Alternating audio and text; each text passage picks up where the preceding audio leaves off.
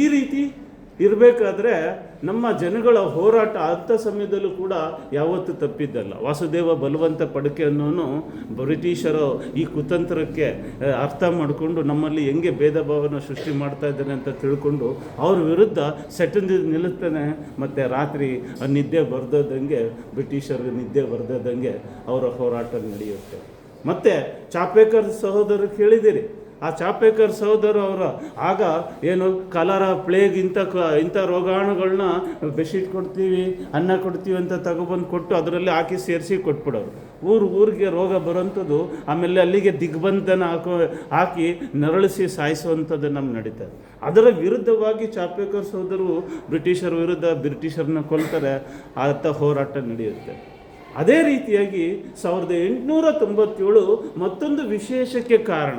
ಒಂದು, ಸ್ವಾಮಿ ವಿವೇಕಾನಂದರು America, Europe ಆದ್ಯಂತ ದಿಗ್ವಿಜಯನ ಸಾಧಿಸಿ ಭಾರತ ಅಂದರೆ ಏನು, ಭಾರತೀಯ ಪರಂಪರೆ ಏನು ಅಂತ ಅರ್ಥ ಮಾಡಿಸಿ ಬಂದಂತಹ ಸಮಯ. ಮತ್ತೊಂದು, ತಿಲಕರು ಬಾಲಗಂಗಾಧರ ತಿಲಕರು ಮೊದಲನೇ ಸಲಿಗೆ ಜೈಲಿಗೆ, ಮಾಂಡೆಲೆ ಜೈಲಿಗೆ ಹಾಕಿದಂತಹ ಸಮಯ ಅಥವಾ ಹೋದಂತಹ ಸಮಯ. ಅದೇ ಸಮಯದಲ್ಲಿ ಮಹಾತ್ಮ ಆಗಿರುವಂತಹ ನೇತಾಜಿ ಸುಭಾಷ್ ಚಂದ್ರ ಬೋಸ್ ಅವರ ಕೂಡ 1897 ಜನನ ಕೂಡ ಆಗ್ತದೆ. ನೇತಾಜಿ ನಮಗೆಲ್ಲ ಗೊತ್ತಿರೋ ಹಾಗೆ ತಂದೆ ಜಾನಕಿನಾಥ ಬೋಸು, ತಾಯಿ ಪ್ರಭಾವತಿ, ಅವರ ವಂಶ ಪರಂಪರೆ ನೋಡಿದ್ರೆ ಅವರ ತಾತಂದಿರು ಮುತ್ತಾತಂದಿರು ಎಲ್ಲರೂ ಕೂಡ ಆಗಿನ ಬಂಗಾಲಿನ ರಾಜರ ಮಂತ್ರಿಯಾಗಿ ಸೇನಾಧಿಪತಿಗಳಾಗಿ ಕೆಲಸ ಮಾಡಿದವರು ಅಂತಲೂ ಕೂಡ ಸಿಗುತ್ತೆ.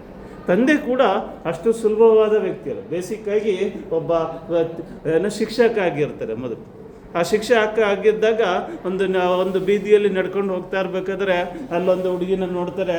ನೋಡ್ಬಿಟ್ಟು ಅವ್ರ ಮನೆ ಹತ್ರ ಹೋಗಿ ಅವ್ರಿಗೆ ಈಗ ಮದುವೆ ಆಗಬೇಕು ಅಂತ ಇಷ್ಟ ಆಗುತ್ತೆ. ಅವ್ರ ಅಪ್ಪನ ಹತ್ರ ಹೋಗಿ ಮಾತಾಡ್ತಾರೆ.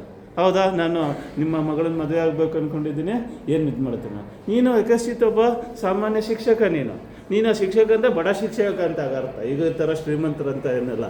ಹಾಗಾಗಿ ನೀನು ಅಷ್ಟು ಐಶ್ವರ್ಯ ಮತ್ತು ಸ್ಥಾನಮಾನಗಳೆಲ್ಲ ಸಂಪಾದನೆ ಮಾಡ್ಕೊಂಡು ಬಾ, ಅಂದ ನಂತರದಲ್ಲಿ ನಾನು ಅದರ ಬಗ್ಗೆ ಯೋಚನೆ ಮಾಡ್ತೀನಿ ಅಂತ ಹೇಳ್ತಾರೆ. ಅದೇ ರೀತಿಯಾಗಿ ಜಾನಕಿನಾಥ ಬೋಸ್ ಅವ್ರ ನಂತರದಲ್ಲಿ ಲಾಯರ್ ಆಗ್ತಾರೆ, ಇನ್ನೂ ಉನ್ನತ ಸ್ಥಾನಗಳಿಸ್ತಾರೆ. ಮತ್ತು ಅಲ್ಲಿನ ಸಂಸದಲ್ಲೂ ಕೂಡ ಮೆಂಬರ್ ಕೂಡ ಆಗ್ತಾರೆ. ಮತ್ತು ಬ್ರಿಟಿಷರವ್ರಿಗೆ ರಾಯ್ ಬಹದ್ದೂರ್ ಅನ್ನೋ ಬಿರುದು ಕೂಡ ಕೊಡ್ತಾರೆ. ನಂತರದಲ್ಲಿ ಹೋಗಿ ಮದುವೆ ಆಗ್ತಾರೆ. ಈ ರೀತಿಯಾಗಿ ಅವರ ಹಿನ್ನೆಲೆ ಕೂಡ ಅಷ್ಟೇ ರೋಚಕವಾಗಿ ಇರುವಂಥದ್ದನ್ನು ನಾವು ಕಾಣ್ಬೋದು. ಆದರೆ ಜಾನಕಿನಾಥ ಬೋಸ್ ಅವರು ಬ್ರಿಟಿಷರೇ ಚೆನ್ನಾಗಿದೆ, ಇವರ ಆಡಳಿತನೇ ಚೆನ್ನಾಗಿದೆ ಅಂತ ತಿಳ್ಕೊಂಡಂಥವ್ರು, ಯಾರು ಕೂಡ ವಿರುದ್ಧವಾಗಿ ಓದೋರು ಅಲ್ಲ. ನೇತಾಜಿಯವರು ಚಿಕ್ಕ ಹುಡುಗನಿದ್ದಾಗಲೂ ಕೂಡ ತುಂಬ ಆಧ್ಯಾತ್ಮಿಕ ಜೀವಿ ಅಥವಾ ಭಾವನಾ ಜೀವಿ ಅಂತ ನಾವು ಕರಿಬೋದು. ಅವರಲ್ಲಿ ಏನು ಅಂತರ್ಮುಖಿ ಆಗುವಂಥದ್ದು, ಧ್ಯಾನ ಮಾಡುವಂಥದ್ದು, ಮನೆಯವರಿಗೇನೆ ಗೊತ್ತಿಲ್ಲದಂಗೆ ಪ್ರೈಮರಿ ಸ್ಕೂಲಿಂದಲೂ ಯೋಗಾಭ್ಯಾಸ ಮಾಡುವಂಥದ್ದು, ಈ ರೀತಿಯದೆಲ್ಲರೂ ಕೂಡ ಅವರಲ್ಲಿ ಇದ್ದಂಥದ್ದನ್ನು ಕಾಣ್ಬೋದು.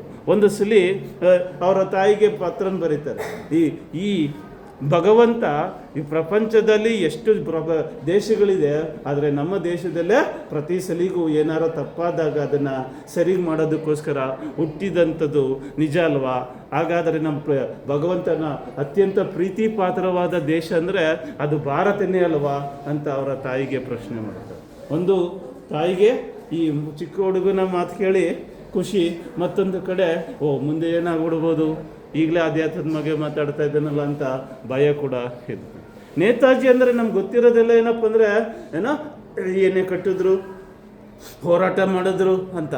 ಅದಲ್ಲದೆ ಜನಗಳ ಸೇವೆ ಕೂಡ ಅವರ ಒಂದು ಮುಖ್ಯವಾದಂತಹ ಕ್ಯಾರೆಕ್ಟರ್ ಕೂಡ ಅಥವಾ ಗುಣಲಕ್ಷಣ ಕೂಡ ಆಗಿತ್ತು.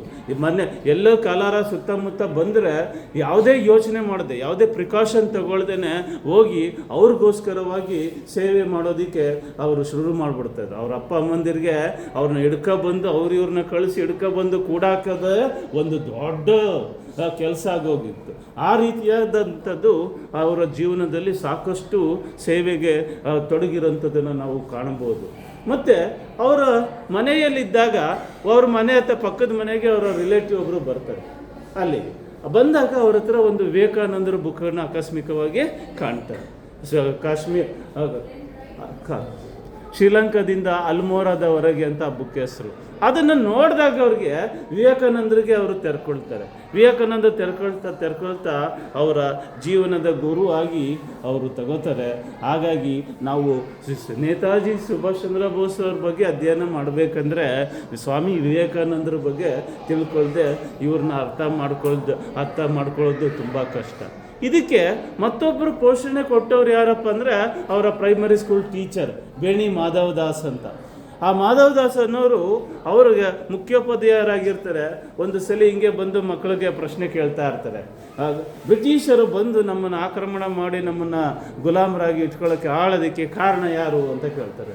ಆಗ ಒಂದು ಹುಡುಗ ಸುಭಾಷ್ ಚಂದ್ರ ಬೋಸ್ ಅವರು ಕೈ ಎತ್ತುತ್ತಾರೆ. ಯಾರು ಹೇಳೋ ಅಂತಂದೆ, ನಾವೇ ಬಂಗಾಳಿಗಳೇ ಕಾರಣ ಅಂತಂತಾನೆ. ಎಲ್ರಿಗೂ ದಿಗ್ಭ್ರಮೆ, ಏನು ಹಿಂಗೆ ಹೇಳ್ತಾ ಇದ್ದಾನೆ ಅಂತ. ಆಮೇಲೆ ಆ ಮೇಷ್ಟ್ರ ಹತ್ರ ಬಂದು ಹೌದು ನಿಜ ಅಂತ ಹೇಳ್ತಾರೆ.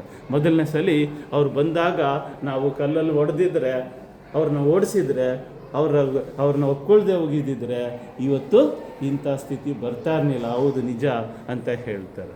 ಆ ರೀತಿಯಾಗಿ ಅವರು ಕೂಡ ಸ್ವಾಮೀಜಿ ಅಂತ ಯಾವಾಗಲೂ ಮಾತಾಡ್ತಾ ಇರ್ತಾರೆ. ಆ ಸ್ವಾಮೀಜಿ ಅಂತ ಮಾತಾಡ್ತಾ ಇರೋದು ಸ್ವಾಮಿ ವಿವೇಕಾನಂದರ ಬಗ್ಗೆ ಅನ್ನೋದು ನಂತರ ದಿನದಲ್ಲಿ ಅವ್ರುಗಳಿಗೆ ನೇತಾಜಿ ಅವ್ರಿಗೆ ಗೊತ್ತಾಗುತ್ತೆ, ಬಾಲಕನಿಗೆ ಗೊತ್ತಾಗುತ್ತೆ. ಹಾಗಾಗಿ ಅವರ ಅಧ್ಯಯನ ಅವರು ನೇತಾಜಿ ಅವರು ಏನು ಸ್ವಾಮಿ ವಿವೇಕಾನಂದರು ಅಂದ್ಕೊಂಡಿದ್ದರೋ ಆ ರೀತಿ ಒಬ್ಬ ವಿದ್ಯಾರ್ಥಿಯಾಗಿ ತಯಾರಾಗ್ತಾರೆ.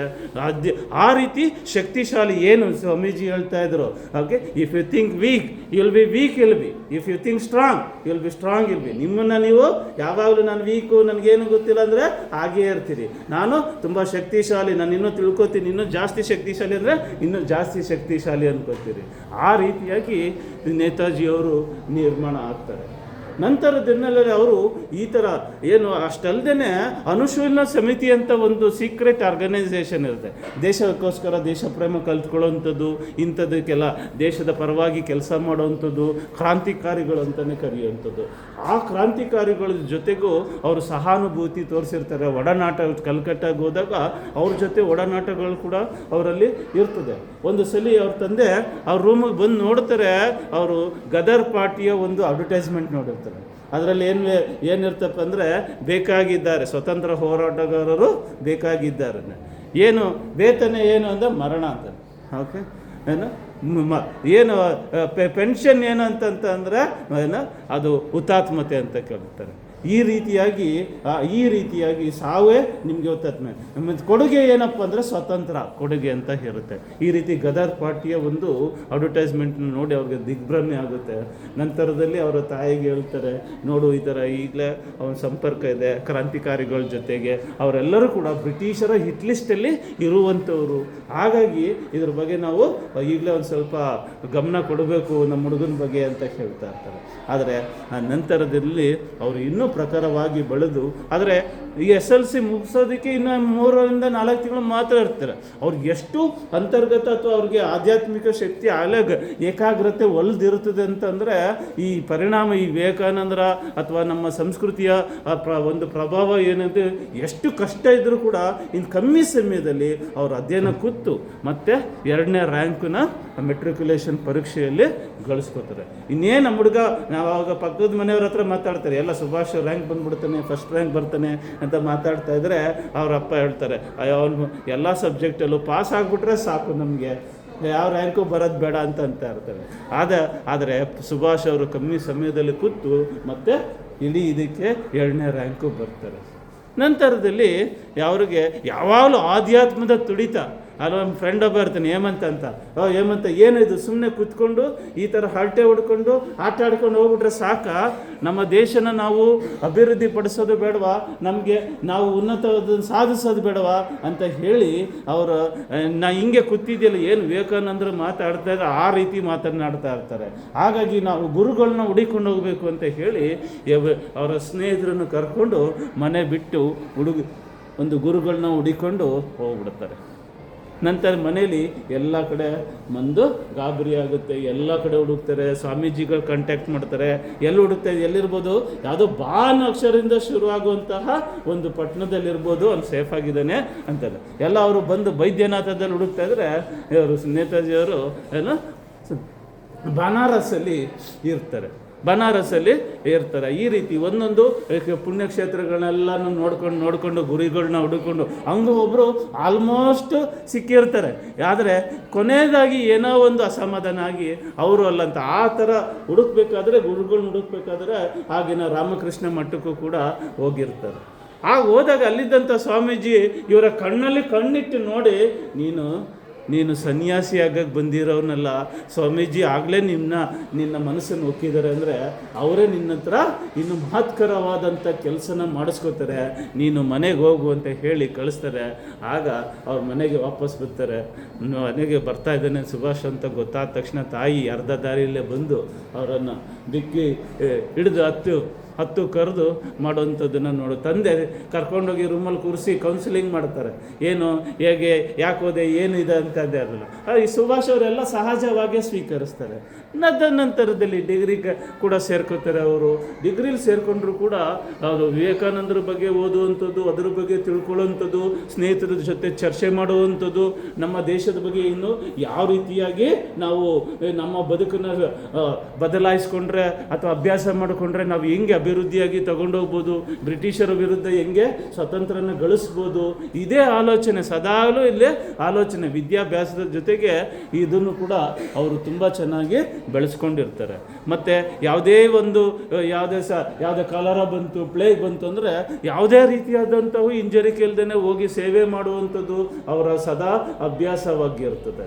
ಹಾಗಾಗಿ ನಮಗೆ ಗೊತ್ತಿರುವಂಥದಕ್ಕಿಂತ ಇನ್ನು ಹೊಸದಾಗಿ ಇರುವಂತಹ ಗೊತ್ತಿಲ್ಲದಿರುವಂತಹ ಸುಭಾಷ್ರನ್ನ ನಾವು ಇಲ್ಲಿ ಕಾಣ್ತೀವಿ.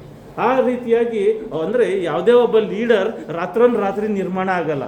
ಅವರ ಸತತವಾದ ಆಲೋಚನೆ, ಅವರ ಜೀವನದ ಸತತವಾದ ಬಂದಂತಹ ಘಟನೆಗಳಿಗೆ ಅವರು ಯಾವ ರೀತಿಯಾಗಿ ತಮ್ಮನ್ನು ತಾವು ಒಡ್ಕೋತಾರೆ, ಅದನ್ನು ಹೆಂಗೆ ಎದುರಿಸ್ತಾರೆ. 10 ಜನ ಬಂದೇಟ್ಗೆ ಎದುರ್ಕೊಂಡು ಹೋಗ್ಬಿಡ್ತಾರ, ಅಥವಾ ಎದುರ್ಸೋಕ್ಕೆ ಶಕ್ತಿ ಇಲ್ಲದೆ ಆದರೂ ಎದುರ್ಸೋಕ್ಕೆ ಯಾವ ರೀತಿ ಪ್ಲ್ಯಾನ್ ಮಾಡಬೇಕು ಅಂತ ಆಲೋಚನೆ ಮಾಡಿ ಅದನ್ನು ನೆಕ್ಸ್ಟು ನಾವು ಹೆಂಗೆ ಶಕ್ತಿಶಾಲಿ ಆಗಬೇಕು ಅಂತ ಯೋಚನೆ ಮಾಡ್ತಾರ. ಅದರ ಮೇಲೆ ನಮ್ಮ ಜೀವನ ಅಥವಾ ನಮ್ಮ ಶಕ್ತಿ ಬೆಳೀತಾ ಹೋಗುತ್ತೆ, ನಮ್ಮ ಆತ್ಮ ಬೆಳೀತಾ ಹೋಗುತ್ತೆ. ನಾಳೆ ದಿನ ನಾವು ಅಷ್ಟು ದೊಡ್ಡ ವ್ಯಕ್ತಿಗಳಾಗಿ ಆಗೋದಕ್ಕೆ ಸಹಾಯ ಆಗ್ತದೆ. ಅದೇ ನೇತಾಜಿ ಅವರಲ್ಲಿ ನಡೆದಂತಹ ಆತ್ಮಾವಲೋಕನ. ಇದೇ ರೀತಿ ಇರಬೇಕಾದ್ರೆ ಅವರು ಅಲ್ಲಿ ಒಬ್ಬ ಓಟನ್ ಅಂತ ಒಬ್ಬ ಪ್ರೊಫೆಸರ್ ಇರ್ತಾನೆ, ಬ್ರಿಟಿಷರ್ ಪ್ರೊಫೆಸರ್. ಆ ಪ್ರೊಫೆಸರ್ ಏನಪ್ಪ ಅಂದರೆ ಭಾರತೀಯರು ಕಂಡ್ರೆ ಆಗೋದಿಲ್ಲ, ಭಾರಿ ಕೀಳರಿಮೆ ಅವನಿಗೆ. ಹಂಗಾಗಿ ಒಂದು ಗುಂಪು ಸ್ಕೂಲ್ ಕಾರಿಡಾರಲ್ಲಿ ಹೋಗ್ತಾ ಇರ್ತದೆ, ಕಾಲೇಜ್ ಕಾರಿಡಾರಲ್ಲಿ ಹೋಗ್ಬೇಕಾದ್ರೆ ಅವನಿಗೆ ಇರಿಟೇಟ್ ಆಗಿ ಬಂದು ಅವನ ತಳ್ಬಿಡ್ತಾನೆ, ಆ ವಿದ್ಯಾರ್ಥಿಗಳನ್ನ ತಳ್ಬಿಡು. ಆ ಕ್ಲಾಸನ್ನ ರೆಪ್ರೆಸೆಂಟೇಟಿವ್ ಆಗಿ ಸುಭಾಷ್ರು ಇರ್ತಾರೆ, ಆ ಕ್ಲಾಸ್ ರೆಪ್ರೆಸೆಂಟೇಟಿವ್. ಏನು ಹಿಂಗೆ ಮಾಡಿದ್ನಲ್ಲ ಅಂತ ಆ ಓಟನ್ ಪ್ರೊಫೆಸರ್ ವಿರುದ್ಧ ಸ್ಟ್ರೈಕ್ ಮಾಡಿಸ್ಬಿಡ್ತಾರೆ. 2 ದಿನ ಸ್ಟ್ರೈಕು. ಕೊನೆಗೆ ಅನಿವಾರ್ಯವಾಗಿ ಬಂದು ಕ್ಷಮಾಪಣೆ ಕೇಳುವಂತಹ ರೀತಿಯಾಗಿ ಆಗ್ತದೆ. ಅದೇ ರೀತಿ ಆದರೆ ಇನ್ನೂ ಅವನಿಗೆ ಭಾರತೀಯ ವಿದ್ಯಾರ್ಥಿಗಳ ಬಗ್ಗೆ ಕೀಳರಿಮೆ ಹೋಗಿರೋದಿಲ್ಲ. ಒಂದು ಸಲ ಆ ಹುಡುಗರಿಗೆ ವಿನಾಕಾರಣ ಏನು ಇಲ್ಲದೇ ಹೊಡೆದು ಬಿಡ್ತಾರೆ. ಅಂಥ ಸಮಯದಲ್ಲಿ ಅದನ್ನು ದ್ವೇಷ ಇಟ್ಕೊಂಡಿದ್ದಂತಹ ಹುಡುಗರು ಅವ್ರಿಗೆ ತಿರುಗಿಸಿ ಅದನ್ನು ಸುಭಾಷ್ ದೂರದಲ್ಲಿರ್ತಾರೆ, ನೋಡ್ತಾ ಇರ್ತಾರೆ. ಆ ಓಟನ್ ಸಾಹೇಬರಿಗೆ ಅವರು ಕೂಡ ಸರಿಯಾಗಿ ತಿರುಗಿಸಿ ಹೊಡೆದಾಕ್ತಾರೆ. ಇದು ಕಾಲೇಜಲ್ಲಿ ತುಂಬ ಕಲ್ಲೋಲಗಳನ್ನ ಸೃಷ್ಟಿ ಮಾಡ್ತದೆ. ಆ ಓಟನ್ನು ಏನು ಮಾಡ್ತಾರೆ, ಇದನ್ನು ಹೊಡೆಸಿದ್ದು ಸುಭಾಷೇ, ನನಗೆ ಗೊತ್ತಿದೆ ಇದು ಅದಕ್ಕೂ ಈ ಘಟನೆಗೂ ಇವ್ರಿಗೂ ಯಾವುದೇ ಸಂಬಂಧ ಇರೋದಿಲ್ಲ, ಅದು ಸುಭಾಷ್ ಅಂತ ಹೇಳ್ತಾರೆ. ಒಂದು ದೊಡ್ಡ ಕಮಿಟಿ ಆಗುತ್ತೆ. ಕೊನೆಗೆ ಸುಭಾಷ್ನ ಕರೀತಾರೆ. ಹೌದಾ, ನೀನು ಏನು ಮಾಡಿಲ್ಲ ಅಂತ ನಮ್ಗೆ ಗೊತ್ತಿದೆ, ಆದರೆ ಹೇಳೋ ನಿನ್ನ ಸ್ನೇಹಿತರು ಮಾಡಿರೋದು ತಪ್ಪು ಅಂತ ಒಪ್ಕೊಂಡ್ರೆ ನಾವು ನಿಮ್ಮನ್ನು ಬಿಟ್ಬಿಡ್ತೀವಿ ಅಂತಂತಾರೆ. ಅವ್ರು ಹೇಳ್ತಾರೆ, ನಾನು ನೋಡಪ್ಪ, ಅವರು ಬಂದು ನೋಡಿದ್ದು ನಿಜ, ಹೊಡೆದಿದ್ದು ನಿಜ, ಆದರೆ ಅವ್ರು ಹಂಗೆ ಮಾಡಿದ್ದು ನನಗೆ ತಪ್ಪು ಅಂತ ಅನ್ನಿಸ್ಲಿಲ್ಲ ಅಂತಂತಾರೆ. ಈ ರೀತಿ ವಹಿಸ್ಕೊಂಡಿದ್ದನ್ನು ನೋಡಿದಾಗ ಅವ್ರನ್ನ ಕಾಲೇಜಿಂದ ಡಿಬಾರ್ ಮಾಡ್ತಾರೆ, ಮನೆ ಕಳಿಸ್ತಾರೆ. ಅದೇ ರೀತಿಯಾಗಿ ಆ ಸ್ಕೂಲಿನ ಪ್ರಿನ್ಸಿಪಾಲು ಕೂಡ ರಸ್ಟಿಗೇಟ್ ಹಾಕ್ತಾರೆ. ಹಾಗೆ ಹೋಗೋಕ್ಕಿಂತ ಮುಂಚೆ ಸುಭಾಷ್ನವರು ಕೂಡ ಕಾಲೇಜಿಂದ ತೆಗೆದಾಕ್ಬಿಟ್ಟು ಹೋಗ್ತಾರೆ. ಈಗ ಈ ರೀತಿ ಕಾಲೇಜಿಂದ ತೆಗೆದಾಕಿದ್ದಕ್ಕೆ ನನಗೆ ಬಹಳ ಖುಷಿ ಇದೆ ಅಂತ ಅವರು ಖುಷಿಯಾಗಿ ಮನೆಗೆ ಹೋಗ್ತಾರೆ. ನಂತರ ಮನೆಯಲ್ಲಿ ಎಲ್ಲರೂ ಕೂಡ ತಂದೆ ತಾಯಿಗಳು ಇವರ ಬುದ್ಧಿ ಗೊತ್ತಿರೋದ್ರಿಂದ ಸಹಜವಾಗಿ ಸ್ವೀಕರಿಸ್ತಾರೆ. ಅದು 1 ವರ್ಷ ಬಿಟ್ಟು ಅವರ ಅಣ್ಣ ಅವರ ತಂದೆಯ ಪ್ರಭಾವದಿಂದ ಮತ್ತೊಂದು ಕಾಲೇಜ್ಗೆ ಸೇರ್ಕೋತಾರೆ. ಅವರು ಅಲ್ಲಿ ಅಧ್ಯಯನ ಮುಂದುವರಿಸ್ತಾರೆ. ಇಡೀ ಇದರಲ್ಲಿ ಕೂಡ ಯಾವುದು ತತ್ವಶಾಸ್ತ್ರದಲ್ಲಿ ಪರಿಣಿತರಾಗ್ತಾರೆ, ಇಂಗ್ಲೀಷಲ್ಲಿ ಎಕ್ಸ್ಪರ್ಟ್ ಆಗ್ತಾರೆ. ಇಂಗ್ಲೀಷಲ್ಲಿ ಎಷ್ಟು ಎಕ್ಸ್ಪರ್ಟ್ ಅಪ್ಪ ಅಂದರೆ ಬ್ರಿಟಿಷರ್ಗಿಂತ ಇವರೇ ಎಕ್ಸ್ಪರ್ಟ್ ಆಗಿರ್ತಾರೆ. ಆ ರೀತಿಯಾಗಿ ಇನ್ನೇನು ಕಮ್ಮಿಯಾಗಿ ಮುಗ್ದೋಗ್ತಾ ಇದೆ ಅಂತ ಅನ್ಬೇಕಾದ್ರೆ ಅವರ ಏಕಾಗ್ರತೆಯ ಓದುವಂತಹ ಹವ್ಯಾಸ ಏನಿತ್ತು ಅವರಿಗೆ ಕಮ್ಮಿ ಸಮಯದಲ್ಲಿ ಅವರು ಮತ್ತೆ 2ನೇ ರ್ಯಾಂಕು ಬರ್ತಾರೆ. ಇಡೀ ಯೂನಿವರ್ಸಿಟಿಗೆ 2ನೇ ರ್ಯಾಂಕ್ ತೊಗೊಂಡು ಡಿಗ್ರಿನ ಮುಗಿಸ್ತಾರೆ. ನೆಕ್ಸ್ಟ್ ಏನು ಮಾಡ್ತೀರ ಅಂದರೆ ತತ್ವಶಾಸ್ತ್ರದಲ್ಲಿ MA ಮಾಡ್ತೀನಿ ಅಂತ ಅಂದ್ಕೊಂಡು ಸಹಜವಾಗಿ ಇರ್ತಾರೆ ಅಂತ. ಆದರೆ ಆ ಸಮಯ ಎಂಥ ಸಮಯ ಅಂದರೆ 1919 ಜಲಿಯನ್ ವಾಲಾಬಾಗ್ ನಡೆದಂಥದ್ದು. ಸಾವಿರಾರು ಜನಗಳನ್ನ ಬ್ರಿಟಿಷರು ವಿನಾಕಾರಣ ಸಭೆ ನಡೆಸ್ತಾ ಇದ್ದಂಥ ಜನಗಳ ಮೇಲೆ ಗುಂಡಾರಿಸಿ ವಿಕಾರವಾಗಿ ಸಾಯಿಸಿದಂಥ ಸಮಯ ಅದು. ನಮ್ಗೆ ಗೊತ್ತಿದೆ ಶಹೀದ್ ಉಧಮ್ ಸಿಂಗ್ನ ಪ್ರಭಾವಕ್ಕೆ ಒಬ್ಬ ಉಧಮ್ ಸಿಂಗು ಆ ಜನರಲ್ ಡಯರ್ನ ಏನು ಬ್ರಿಟಿಷಲ್ಲೇ ಹೋಗಿ ಅವ್ರ ಜನಗಳ ಮುಂದೆನೆ ಅವ್ರನ್ನ ಸಾಯಿಸ್ಬೇಕು ಅಂತ ಹೇಳಿ 20 ವರ್ಷ ಕಾದು ಸಾಯಿಸುವಂತಹ ಒಂದು ಆಕ್ರೋಶ ಏನು ಬರುತ್ತೆ ಅಂಥದ್ದನ್ನು ಸೃಷ್ಟಿ ಮಾಡ್ತದೆ. ಅದೇ ಏನು ಜಲಿಯನ್ ವಾಲಾಬಾಗು ನಮಗೆ ಭಗತ್ ಸಿಂಗ್ ಅಂತಹ ಇನ್ನೊಬ್ಬ ಕ್ರಾಂತಿಕಾರಿನ ಸೃಷ್ಟಿ ಮಾಡುತ್ತೆ. ಈ ರೀತಿ ಸಮಯದಲ್ಲಿ ಇವರು ತಂದೆ ಏನು ಹೇಳ್ತಾರೆ, ಇವನು ಇಂಥ ಯಾವಾಗಲೂ ದೇಶದ ಬಗ್ಗೆ ಯೋಚನೆ ಮಾಡುವಂತಹ ಒಬ್ಬ ಹುಡುಗ ಇಲ್ಲಿ ಇದ್ಬಿಟ್ರೆ ಏನಾಗ್ಬೋದು, ಅವನು ಒಬ್ಬ ಕ್ರಾಂತಿಕಾರಿನೇ ಆಗ್ಬೋದು ಅಂತ ಹೇಳಿ ಅವನು ಕರೆದು, ನೋಡು ನೀನು ಇಂಗ್ಲೆಂಡ್ಗೆ ಹೋಗು, ಅಲ್ಲಿ ICSನ ಕ್ಲಿಯರ್ ಮಾಡು ಅಂತಂತೆ. ಈಗ ಅದಕ್ಕೆ ಬೇರೆ 8 ತಿಂಗಳು ಇರ್ತದೆ. ವರ್ಷ 4 ವರ್ಷ 5 ವರ್ಷ ಓದಿರೋರೆ ಅದನ್ನು ಪಾಸ್ ಮಾಡೋಕ್ಕಾಗಿರೋದಿಲ್ಲ. ಇವರು ಈಗ ಕೇವಲ 8 ತಿಂಗಳು ಮಾತ್ರ ಇರ್ತದೆ. ಆಗ ಸುಭಾಷ್ ಹೇಳ್ತಾರೆ, ನಾನು ಇಂಗ್ಲೆಂಡ್ಗೆ ಹೋಗೋದೆ, ಅವರಿಂದ ನಾನೇನು ಕಲಿಯುವಂಥದ್ದಿದೆ, ಏನಿಲ್ಲ, ನಾನು ಹೋಗೋದಿಲ್ಲ, ಹೋಗಿ ಅಂತಂತಾನೆ. ಆವಾಗ ಅವ್ರ ತಾಯಿಗೆ ಹೇಳ್ತಾರೆ ಅವರಪ್ಪ ಏನಂತ, ನೋಡೋ ಇವನಿಗೆ ಪಾಸ್ ಆಗೋದಿಲ್ಲ, ಫೇಲ್ ಆಗಿಬಿಡ್ತೀನಿ ಅಂತ ಭಯ ಇವನಿಗೆ, ಹಂಗಾಗಿ ICS ಮಾಡೋಕ್ಕೆ ಹೋಗೋದಿಲ್ಲ ಅಂತ. ಭಯ ಏನಿಲ್ಲ, ಆದರೆ ನನಗೆ ಅವ್ರ ಕೆಳಗಡೆ ಕೆಲಸ ಮಾಡೋಕ್ಕೆ ಇಷ್ಟ ಇಲ್ಲ ಅದಂತ ಹೇಳ್ತಾರೆ. ಆಯಿತು, ಕೊನೆಗೆ ಒಪ್ಕೊಂಡು ಇಂಗ್ಲೆಂಡ್ಗೆ ಹೋಗ್ತಾರೆ. 1 ತಿಂಗಳು ಪಯಣ. 8 ತಿಂಗಳಲ್ಲಿ 1 ತಿಂಗಳು ಪಯಣ, ಅಲ್ಲಿ ಸೇರ್ಕೊಳ್ಳೋಂಥದ್ದು. ಅಲ್ಲಿ ಟೈಮ್ ಆಗೋಗಿದೆ ಅಂತ ಈಗ ಸೇರಿಸ್ಕೊಳ್ಳೋಕ್ಕಾಗಲ್ಲ ಅಂತ ಹೇಳಿ ಇನ್ನೊಬ್ಬ ಪ್ರೊಫೆಸರ್ ಅವ್ರಿಗೆ ಸಹಾಯಕ್ಕೆ ಬರ್ತಾರೆ. ಬಂದು ಹೆಂಗು ಕೊನೆಗೆ ಅಡ್ಮಿಷನ್ ಆಗುತ್ತೆ. ಉಳಿದಂತಹ 7 ತಿಂಗಳು ಅವರ ಅಧ್ಯಯನ ಶುರು ಆಗುತ್ತೆ. ಅಧ್ಯಯನ ಮಾಡ್ತಾ ಇರಬೇಕಾದ್ರು ಅವರ ದೇಶ ಪ್ರೇಮನ ಅವ್ರು ಯಾವತ್ತೂ ಬಿಡೋದಿಲ್ಲ. ಹೆಂಗಪ್ಪ ಅಂದರೆ ಅಲ್ಲಿ ಬರೆದಿರ್ತಾರೆ ಒಂದು ಬುಕ್ಕಲ್ಲಿ, ಭಾರತೀಯರು ದನಗಳು ಮತ್ತು ಕುದುರೆಗಳು ಮೇಯುವಂತಹ ಅನ್ನಗಳನ್ನ ತಿಂತಾರೆ ಅಂತ ಈ ರೀತಿ ಬರೆದಿರ್ತಾರೆ. ಅವರು ಅದನ್ನು ನಮ್ಮಲ್ಲಿ ಆ ರೀತಿ ಇಲ್ಲ ಅಂತ ಹೇಳಿ ಅದರ ವಿರುದ್ಧ ಹೋರಾಟ ಮಾಡಿ ಒಂದು ಸಂಘಟನೆ ಮಾಡಿ ಹೋರಾಟನ ನಡೆಸಬೇಕು ಅಂತ ಹೋಗ್ತಾರೆ. ಕೊನೆಗೆ ಎಲ್ಲ ವಿದ್ಯಾರ್ಥಿ ಇದ್ದ ಸ್ನೇಹಿತರೆಲ್ಲನೂ ಅವ್ರು ಎದುರುಕೊಂಡು ಕೊನೆಗೆ ಮುಂದೆ ಹೋಗೋಷ್ಟೊತ್ತಿಗೆ ಪ್ರಿನ್ಸಿಪಲ್ ಹೆಡ್ ಹತ್ರ ಹೋಗೋಷ್ಟೊತ್ತಿಗೆ ಒಬ್ಬರೇ ಆಗ್ಬಿಟ್ಟಿರ್ತಾರೆ. ಆದರೆ ಒಬ್ಬರೇ ಆದರೂ ಅವ್ರದ್ದು ಯಾವುದೇ ರೀತಿಯಾದರೂ ಹಿಂಜರಿಕೆಯನ್ನು ಮಾಡೋದಿಲ್ಲ. ನೀವು ಬರೆದಿರೋಂಥದ್ದು ತಪ್ಪು, ನಮ್ಮ ದೇಶದ ಬಗ್ಗೆ ಬರೆದಿರೋಂಥ ಇಮಿಡಿಯೇಟಾಗಿ ಅದನ್ನು ತೆಗೆದಾಕಬೇಕು, ಸರಿಪಡಿಸ್ಬೇಕು ಅಂತ ಅವ್ರನ್ನ ಕೇಳ್ಕೊತಾರೆ. ಯಾತಕ್ಕೆ ಸರಿಪಡಿಸ್ಬೇಕು ಅಂತಂತಾರೆ, ಯಾತಕ್ಕೆಂದರೆ ನಾಳೆ ದಿನ ನಾವು ಅಧಿಕಾರಿಗಳಾಗಿ ನಮ್ಮ ದೇಶನ ನಡೆಸ್ತೀವಲ್ಲ, ಆಗ ಲಾಭ ಆಗೋದು ನಿಮಗೆ. ಅದರಿಂದ ಯಾವುದೇ ಹಿಂಜರಿಕೆ ಇಲ್ಲದೆ ಒಬ್ಬ ಹುಡುಗ ಮಾತಾಡ್ತಾ ಇರೋದು ಆ ಹೆಡ್ಗೆ ಭಾರಿ ಅವ್ರ ಮೇಲೆ ಒಂದು ಸಲ ಗೌರವನೂ ಬರ್ತದೆ, ಒಂದು ಸಲ ಇಂಥ ಧೈರ್ಯವಂತ ಇದನ್ನಲ್ಲ ಅಂತ ಕೂಡ ಅನಿಸುತ್ತೆ. ನಂತರದಲ್ಲಿ ICS ಕ್ಲಿಯರ್ ಮಾಡಿದ ಮೇಲೆ ಸುಭಾಷ್ ಹೇಳ್ತಾರೆ, ರೆಸಿಗ್ನೇಷನ್ ಕೊಟ್ಬಿಡ್ತಾರೆ. ಆಗ ಇದೇ ಪ್ರೊಫೆಸರು ದೊಡ್ಡ ಕೊನೆಯ ಪಕ್ಷ 2 ವರ್ಷ ಆದರೂ ನೀನು ICS ಆಗಿ ಕೆಲಸ ಮಾಡು, ನಂತರದಲ್ಲಿ ಬೇಕಾದ್ರೆ ರಿಸೈನ್ ಮಾಡಿಬಿಡು. ಆಮೇಲೆ ಈ ರೀತಿ ಹೋಲಿಸ್ಕೊಳ್ಳೋಕ್ಕೆ ಭಾಳ ಪ್ರಯತ್ನ ಮಾಡ್ತಾರೆ. ಅಂದರೆ ಸುಭಾಷ್ ಅವರು ಅವರ ದೇಶ ಪ್ರೇಮನೆ ಯಾವತ್ತೂ ಏನು ಓದ್ತಾ ಇದ್ರು ಬಿಟ್ಟಿರೋದಿಲ್ಲ. ಅಂಥ ಇಂಟ್ರೆಸ್ಟ್ ಇಲ್ಲದಿದ್ರು ಕೂಡ ಅವ್ರಿಗೆ ನಾನು ಪಾಸ್ ಆಗ್ತೀನಿ ಅಂತ ಫಸ್ಟ್ ಅವರೇ ಅಂದ್ಕೊಂಡಿರೋದಿಲ್ಲ. ಆ ನಂತರದಲ್ಲಿ ಆಮೇಲೆ ಮತ್ತೆ ಎಕ್ಸಾಮಿನಲ್ಲಿ 4ನೇ ರ್ಯಾಂಕ್ ಬರ್ತಾರೆ. 4ನೇ ರ್ಯಾಂಕ್ ಬಂದಿದ್ದು ಇಡೀ ದೇಶದಲ್ಲೇ ಅವರ ಬಗ್ಗೆ ಒಂದು ಗೌರವ ಜಾಸ್ತಿ ಆಗೋದಕ್ಕೆ ಅಥವಾ ಅಲ್ಲಿ ಒಂದು ದೊಡ್ಡ ನ್ಯೂಸ್ ಆಗಿ ಎಲ್ಲ ಕಡೆ ಹರಡುತ್ತೆ. ಈಗ ಸುಭಾಷರಿಗೆ ಒಂದು ಏನು ಮಾಡೋದು, ಹೋಗೋದಾ ಬೇಡ, ಹೌದು. ಈ ಹೋದ್ರೆ ಏನಾಗುತ್ತೆ, ಬ್ರಿಟಿಷರು ನಮ್ಮ ದೇಶನ ಹಾಳು ಮಾಡಿರೋರು, ಗುಲಾಮರಾಗಿ ನೋಡ್ಕೊಂಡಿರೋರು, ಹಾಗಾಗಿ ಅವ್ರ ಕೆಳಗಡೆ ಕೆಲಸ ಮಾಡೋದಕ್ಕೆ ಸಾಧ್ಯವೇ ಇಲ್ಲ ಅಂತ ಅವ್ರ ಅಣ್ಣಂಗೆ ಫಸ್ಟು ಶರಶ್ಚಂದ್ರ ಅವ್ರಿಗೆ ಪತ್ರ ಬರುತ್ತೆ. ಈ ರೀತಿ ನನ್ನ ಮಾನಸಿಕತೆಗೆ ವಿರುದ್ಧವಾಗಿರೋದ್ರಿಂದ ನಾನು ಬ್ರಿಟಿಷರ ಕೆಳಗಡೆ ಕೆಲಸ ಮಾಡೋದನ್ನು ಒಪ್ಕೊಳ್ಳೋದಕ್ಕೆ ಸಾಧ್ಯನೇ ಇಲ್ಲ. ಆದ್ದರಿಂದ ನಾನು ದೇಶಕ್ಕೋಸ್ಕರ ಕೆಲಸ ಮಾಡಬೇಕು, ಹಾಗಾಗಿ ನಾನು ಈ ICSಗೆ ರಿಸಿಗ್ನೇಷನ್ ಮಾಡಬೇಕು ಅಂತ. ಆದರೆ ಅವ್ರ ತಂದೆ ತಾಯಿಗೆ ಈ ಥರ ಮಾಡಬೇಡ, ನೆಕ್ಸ್ಟು ಹೋಮ್ ರೂಲ್ ಬಂದ್ಬಿಡ್ತದೆ.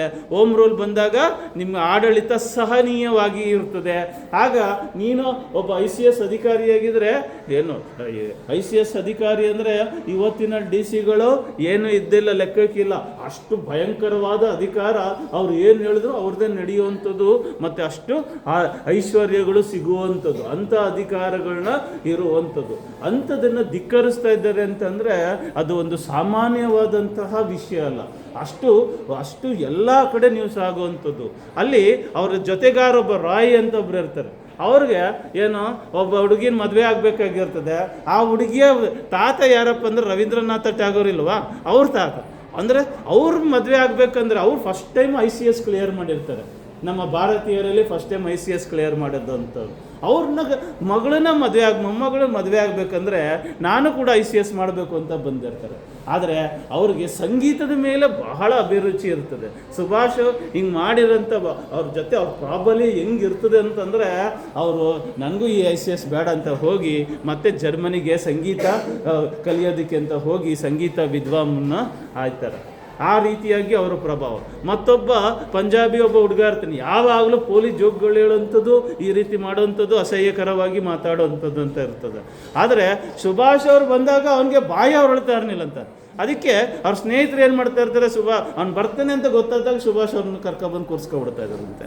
ಆಗ ಇದ್ಯಾಕೆ ಹಿಂಗೈತೆ, ಅವ್ರು ನೋಡಿದ್ರೆ ನನಗೇನು ಬಾಯೇ ಹೊರಳೋದಿಲ್ಲಪ್ಪ, ಅದನ್ನು ಈ ಥರದ್ದೆಲ್ಲ ಮಾತೇ ಬರೋದಿಲ್ಲ ಅಂತ ಹೇಳ್ತಾನೆ. ಅದು ಸುಭಾಷರ ವ್ಯಕ್ತಿತ್ವ ಮತ್ತು ಪ್ರಭಾವ, ಅವರಲ್ಲಿದ್ದಂತಹ ಪ್ರಭಾವ ಆ ರೀತಿ ಇದ್ದಂಥದ್ದು. ಅವ್ರನ್ನ ನೋಡಿ ಸಾಕಷ್ಟು ಜನ ICS ಓದ್ತಾ ಇರುವಂತಹ ಭಾರತೀಯ ವಿದ್ಯಾರ್ಥಿಗಳು ಅದನ್ನು ರಿಜೆಕ್ಟ್ ಮಾಡಿ ಮತ್ತೆ ಬೇರೆ ಅವ್ರಿಗೆ ಆಸಕ್ತಿ ಇರುವಂತಹ ಕೆಲಸಗಳಿಗೆ ಹೋಗಿ, ವಿದ್ಯಾಭ್ಯಾಸಕ್ಕೆ ಹೋಗಿ ಮತ್ತೆ ಅದರಲ್ಲಿ ಎಕ್ಸ್ಪರ್ಟ್ ಆಗುವಂಥದ್ದನ್ನು ನಂತರ ದಿನದಲ್ಲಿ ಅದೇ ರಾಯ್ ಅನ್ನೋರು ಸುಭಾಷ್ ಅವರು ಮೊದಲನೇ ಸಲ ಮಾಂಡಲೆ ಜೈಲಿಗೆ ಹೋದಾಗ ನೀನು ಹುತಾತ್ಮನ ಆಗ್ಬಿಟ್ಟೆ ಬಿಡು ಅಂತ ಅಂತಾರೆ.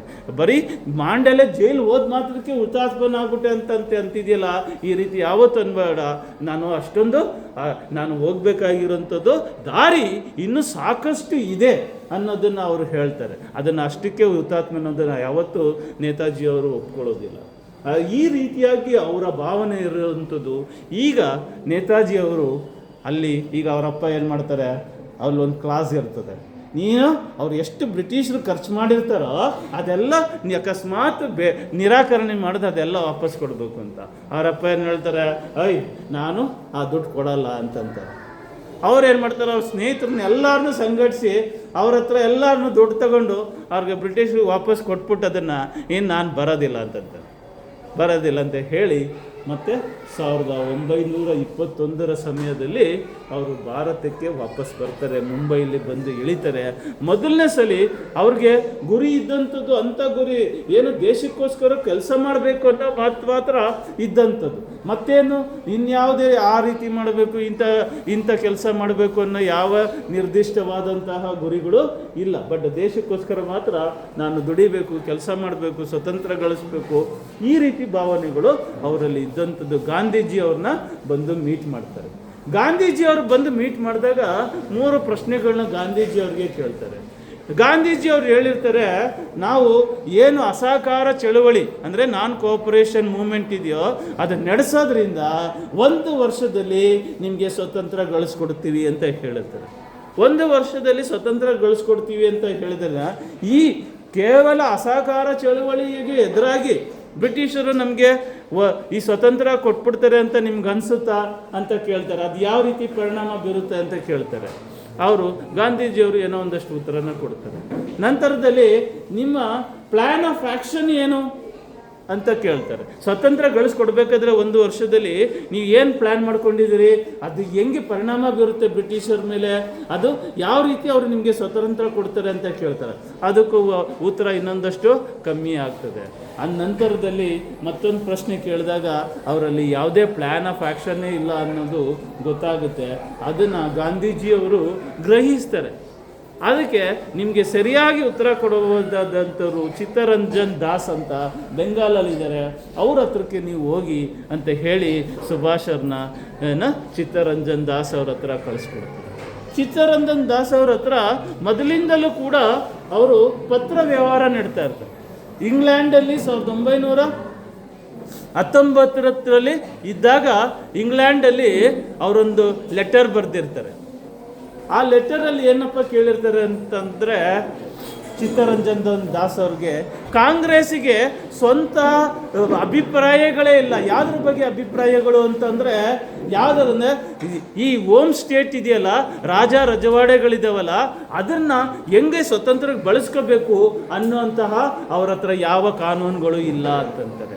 ಕಾಂಗ್ರೆಸ್ಸಿಗೆ ಮತ್ತೆ ಈ ದೇಶನ ಹೆಂಗೆ ಲಾಗಳನ್ನ ಹೆಂಗೆ ಮಾಡಬೇಕು, ಅವರು ಬ್ರಿಟಿಷರು ನಮ್ಮನ್ನು ಹಾಳು ಮಾಡೋದಕ್ಕೆ 1947 44,500 ಕಾನೂನುಗಳು ಮಾಡಿದ್ದು. ಫಾರೆಸ್ಟ್ ಪ್ರೊಟೆಕ್ಷನ್ ಆ್ಯಕ್ಟ್ ಕೇಳಿದಿರಲ್ವಾ? ಈ ಫಾರೆಸ್ಟ್ ಪ್ರೊಟೆಕ್ಷನ್ ಮಾಡೋಕ್ಕೆ ಬಂದಿದ್ದಲ್ಲ, ಅದು ಫಾರೆಸ್ಟ್ನ ಲೂಟಿ ಮಾಡೋಕ್ಕೆ ಮಾಡಿದ್ದಂತಹ ಕಾನೂನುಗಳು. ಭಾರತೀಯರಿಗೆ ಫಾರೆಸ್ಟ್ ಸಂಪತ್ತು, ಕಾಡಿನ ಸಂಪತ್ತು ಸಿಗಬಾರ್ದು, ನಮಗೆ ಮಾತ್ರ ಸಿಗಬೇಕು ಅಂತ ಮಾಡಿದ್ದಂತೆ. ಇಂಡಿಯನ್ ಎಜುಕೇಷನ್ ಆ್ಯಕ್ಟ್ 1835 ಅದು ಮಾಡಿದ್ದು ಎಜುಕೇಷನ್ ಕೊಡೋಕ್ಕಲ್ಲ, ನಮ್ಮ ಗುರುಕುಲ 7.5 ಲಕ್ಷ ಗುರುಕುಲಗಳನ್ನ ನಾಶ ಮಾಡಿ ಅದರ ಮೇಲೆ ಇಂಗ್ಲೀಷ್ ಎಜುಕೇಷನ್ನ, ಅಂದರೆ ರಕ್ತದಲ್ಲಿ ಬಣ್ಣದಲ್ಲಿ ಮಾತ್ರ ಭಾರತೀಯರಾಗಿರಬೇಕು, ಬುದ್ಧಿಯಲ್ಲಿ ಪ್ರತಿಯೊಬ್ಬರು ಬ್ರಿಟಿಷರಾಗಿ ಇರಬೇಕು ಅಂತ ಅವರು ಏನು ಪ್ಲ್ಯಾನ್ ಮಾಡಿದ್ರು ಆ ಥರ ಹಾಳು ಮಾಡೋಕ್ಕೆ ಕೊಟ್ಟಂತಹ ಎಜುಕೇಷನ್ ಆ್ಯಕ್ಟ್ಗಳು. ಅದನ್ನು ನಾವು ಇವತ್ತು ಕೂಡ ಎಷ್ಟೋ ಕಾನೂನುಗಳು ಇವತ್ತು ಕೂಡ ಹಂಗೆ ನಡೀತಾ ಇದ್ದಾವೆ. ಆ ರೀತಿಯಾಗಿ ಅವರ ಕಾನೂನುಗಳು ನಮ್ಮದೇ ಸ್ವಂತ ಕಾನೂನುಗಳು ಇರಬೇಕು. 1918-19 ಚಿತ್ತರಂಜನ್ ದಾಸಲ್ಲಿ ಅವ್ರ ಜೊತೆ ಬರಿತಾ ಇರೋ ಪತ್ರದಲ್ಲೇ ಬರೆಯುವಂಥದ್ದು. ಹಾಗಾಗಿ ನಮಗೆ ನಮ್ಮದೇ ಆದ ಸ್ವಂತ ಕಾನೂನುಗಳು, ಕಟ್ಟಳೆಗಳು ನಾವು ಮಾಡ್ಕೋಬೇಕು. ನಾಳೆ ದಿನ ಸ್ವತಂತ್ರ ಬಂದರೆ ಏನು ಕಾನೂನುಗಳನ್ನ ನೀವು ಇದು ಮಾಡ್ತೀರಿ, ಅದನ್ನೇ ಆಸ್ ಇಟ್ ಈಸ್ ಹಾಕೋತೀರಾ ಬ್ರಿಟಿಷರು ಅಂತ ಕೇಳ್ತಾರೆ ಅವರು. ಆ ರೀತಿಯಾಗಿ ನಮ್ಮ ಕಾನೂನುಗಳು ಹೆಂಗಿರಬೇಕು, ನೆಕ್ಸ್ಟ್ ಹೆಂಗೆ ಅಸ್ತಿತ್ವಕ್ಕೆ ಬರಬೇಕು, ಸ್ವತಂತ್ರ ಬಂದೋದಕ್ಕೆ ಕೆಲಸ ಮಾಡೋದ್ರ ಜೊತೆಗೆ ಬಂದ ತಕ್ಷಣ ನಾವು ಏನು ಮಾಡಬೇಕು ಅನ್ನೋದು ಕೂಡ ನಾವು ಈಗಲಿಂದಲೇ ಕೆಲಸ ಮಾಡಬೇಕು ಅನ್ನೋದು ಕೂಡ ಅವರ ಅಭಿಪ್ರಾಯ ಆಗಿರ್ತದೆ. ಆ ರೀತಿಯಾಗಿ ಅದಕ್ಕೆ ನಾವು ಇವತ್ತು ಸ್ವದೇಶಿ ಸಂವಿಧಾನ ಅಂತ ಕರಿತೀವಿ ಅದನ್ನು. ಹಾಗಾಗಿ ನಮ್ಮ ದೇಶಕ್ಕೆ ಫಸ್ಟು ಸ್ವದೇಶಿ ಸಂವಿಧಾನ ಕೊಟ್ಟಂಥ, ಸ್ವದೇಶಿ ಅಂದ್ರೇನು, ನಾವು ನಮ್ಮ ಕಾನೂನನ್ನು ನಾವೇ ಮಾಡ್ಕೋಬೇಕು ಅನ್ನುವಂಥದ್ದು, ಅದು ಕೂಡ ನೇತಾಜಿಯವರು. ನಂತರದಲ್ಲಿ 1923 ಚಿತ್ತರಂಜನ್ ದಾಸ್ ಅವರ ಅಂತಹ ಅಧ್ಯಕ್ಷತೆಯಲ್ಲಿ ಅದನ್ನು ಬರೆಯೋದಕ್ಕೆ ಶುರು ಮಾಡ್ತಾರೆ. ಆದರೆ ಅದನ್ನು ಆಗಾಗ ಚಿತ್ತರಂಜನ್ ದಾಸ್ ಅವರು ಅದನ್ನು ಕರೆಕ್ಷನ್ ಕೂಡ ಮಾಡ್ತಾ ಇರ್ತಾರೆ. ನಂತರದಲ್ಲಿ ಅವರು ತೀರ್ಕೊಂಡ ಮೇಲೆ 27 ಪಬ್ಲಿಕ್ ಆಗಿ ಅದನ್ನು ಮಂಡಿಸ್ತಾರೆ. ಅದನ್ನು ನಂತರದಲ್ಲಿ ಇನ್ನೊಂದಷ್ಟು ಘಟನೆಗಳನ್ನ ಹೇಳಿ ಮತ್ತೆ ಹೇಳ್ತೀನಿ. ಹಾಗಾಗಿ ನಾವು ಸುಭಾಷ್ ಚಂದ್ರ ಬೋಸ್ನ ಬದುಕನ್ನು ನಾವು ಇದು ಮಾಡಬೇಕಾದ್ರೆ, ಒಂದು ಬಿಫೋರ್ ಅವ್ರು ಹುಟ್ಟಕ್ಕಿಂತ ಮುಂಚೆ ಇಲ್ಲಿ ಸ್ಥಿತಿಗತಿಗಳು ಹೆಂಗಿದ್ವು, ಮತ್ತು ಅವರು ಹುಟ್ಟಿದ ಸಮಯದಿಂದ 1920 ಹೆಂಗಿತ್ತು, ಅದಾದಮೇಲೆ 20ರಿಂದ 30 ಏನೇನು ಘಟನೆಗಳಾದವು, ಈ 30ರಿಂದ 35 36ರವರೆಗೂ, 36ರಿಂದ 40 40ರಿಂದ 42 ಕ್ವಿಟ್ ಇಂಡಿಯಾ ಅಂತ ಬರ್ತಲ್ಲ, ಅವ್ರು ಜರ್ಮನಿಗೆ ಎಸ್ಕೇಪ್ ಆಗದ ಸಮಯದವರೆಗೂ, ಮತ್ತು ಆ ಜರ್ಮನಿಗೆ ತಲುಪಿದ ಮೇಲೆ ನಂತರ ಹೋರಾಟನ ಹೆಂಗೆ ನಿರ್ಮಾಣ ಮಾಡಿದ್ರು, ಸೈನ್ಯ ಹೆಂಗೆ ಕಟ್ಟಿದ್ರು, 40ರಿಂದ 46 47 45 ಅವರು ಕಾಣೆ ಆಗಿದ್ದಾರೆ, ತೀರೋಗಿದ್ದಾರೆ ಅಂತ ನಾವು ಇವತ್ತು ಅಂದ್ಕೊಂಡಿರೋದು ಇವತ್ತು ಕಾಣೆ ಆಗಿದ್ದು ಅಂತ ಗೊತ್ತಾಗುತ್ತೆ. ನಂತರದಲ್ಲಿ 1950 50ರಿಂದ 60 60ರಿಂದ 70 70ರಿಂದ 85 ಸೆಪ್ಟೆಂಬರ್ 16 1985 ಅವರು ತೀರ್ಕೊಂಡ ದಿನ ಅಂತ ಇವತ್ತು ಸಾಕಷ್ಟು ರಿಸರ್ಚ್ಗಳಿಂದ ನಮಗೆ ಗೊತ್ತಾಗಿದೆ. ಆದರೆ ಇನ್ನೂ ಸಾಕಷ್ಟು ವಿವಾದಗಳು ಅದಕ್ಕೆ ನಡೀತಾನೆ ಇದೆ.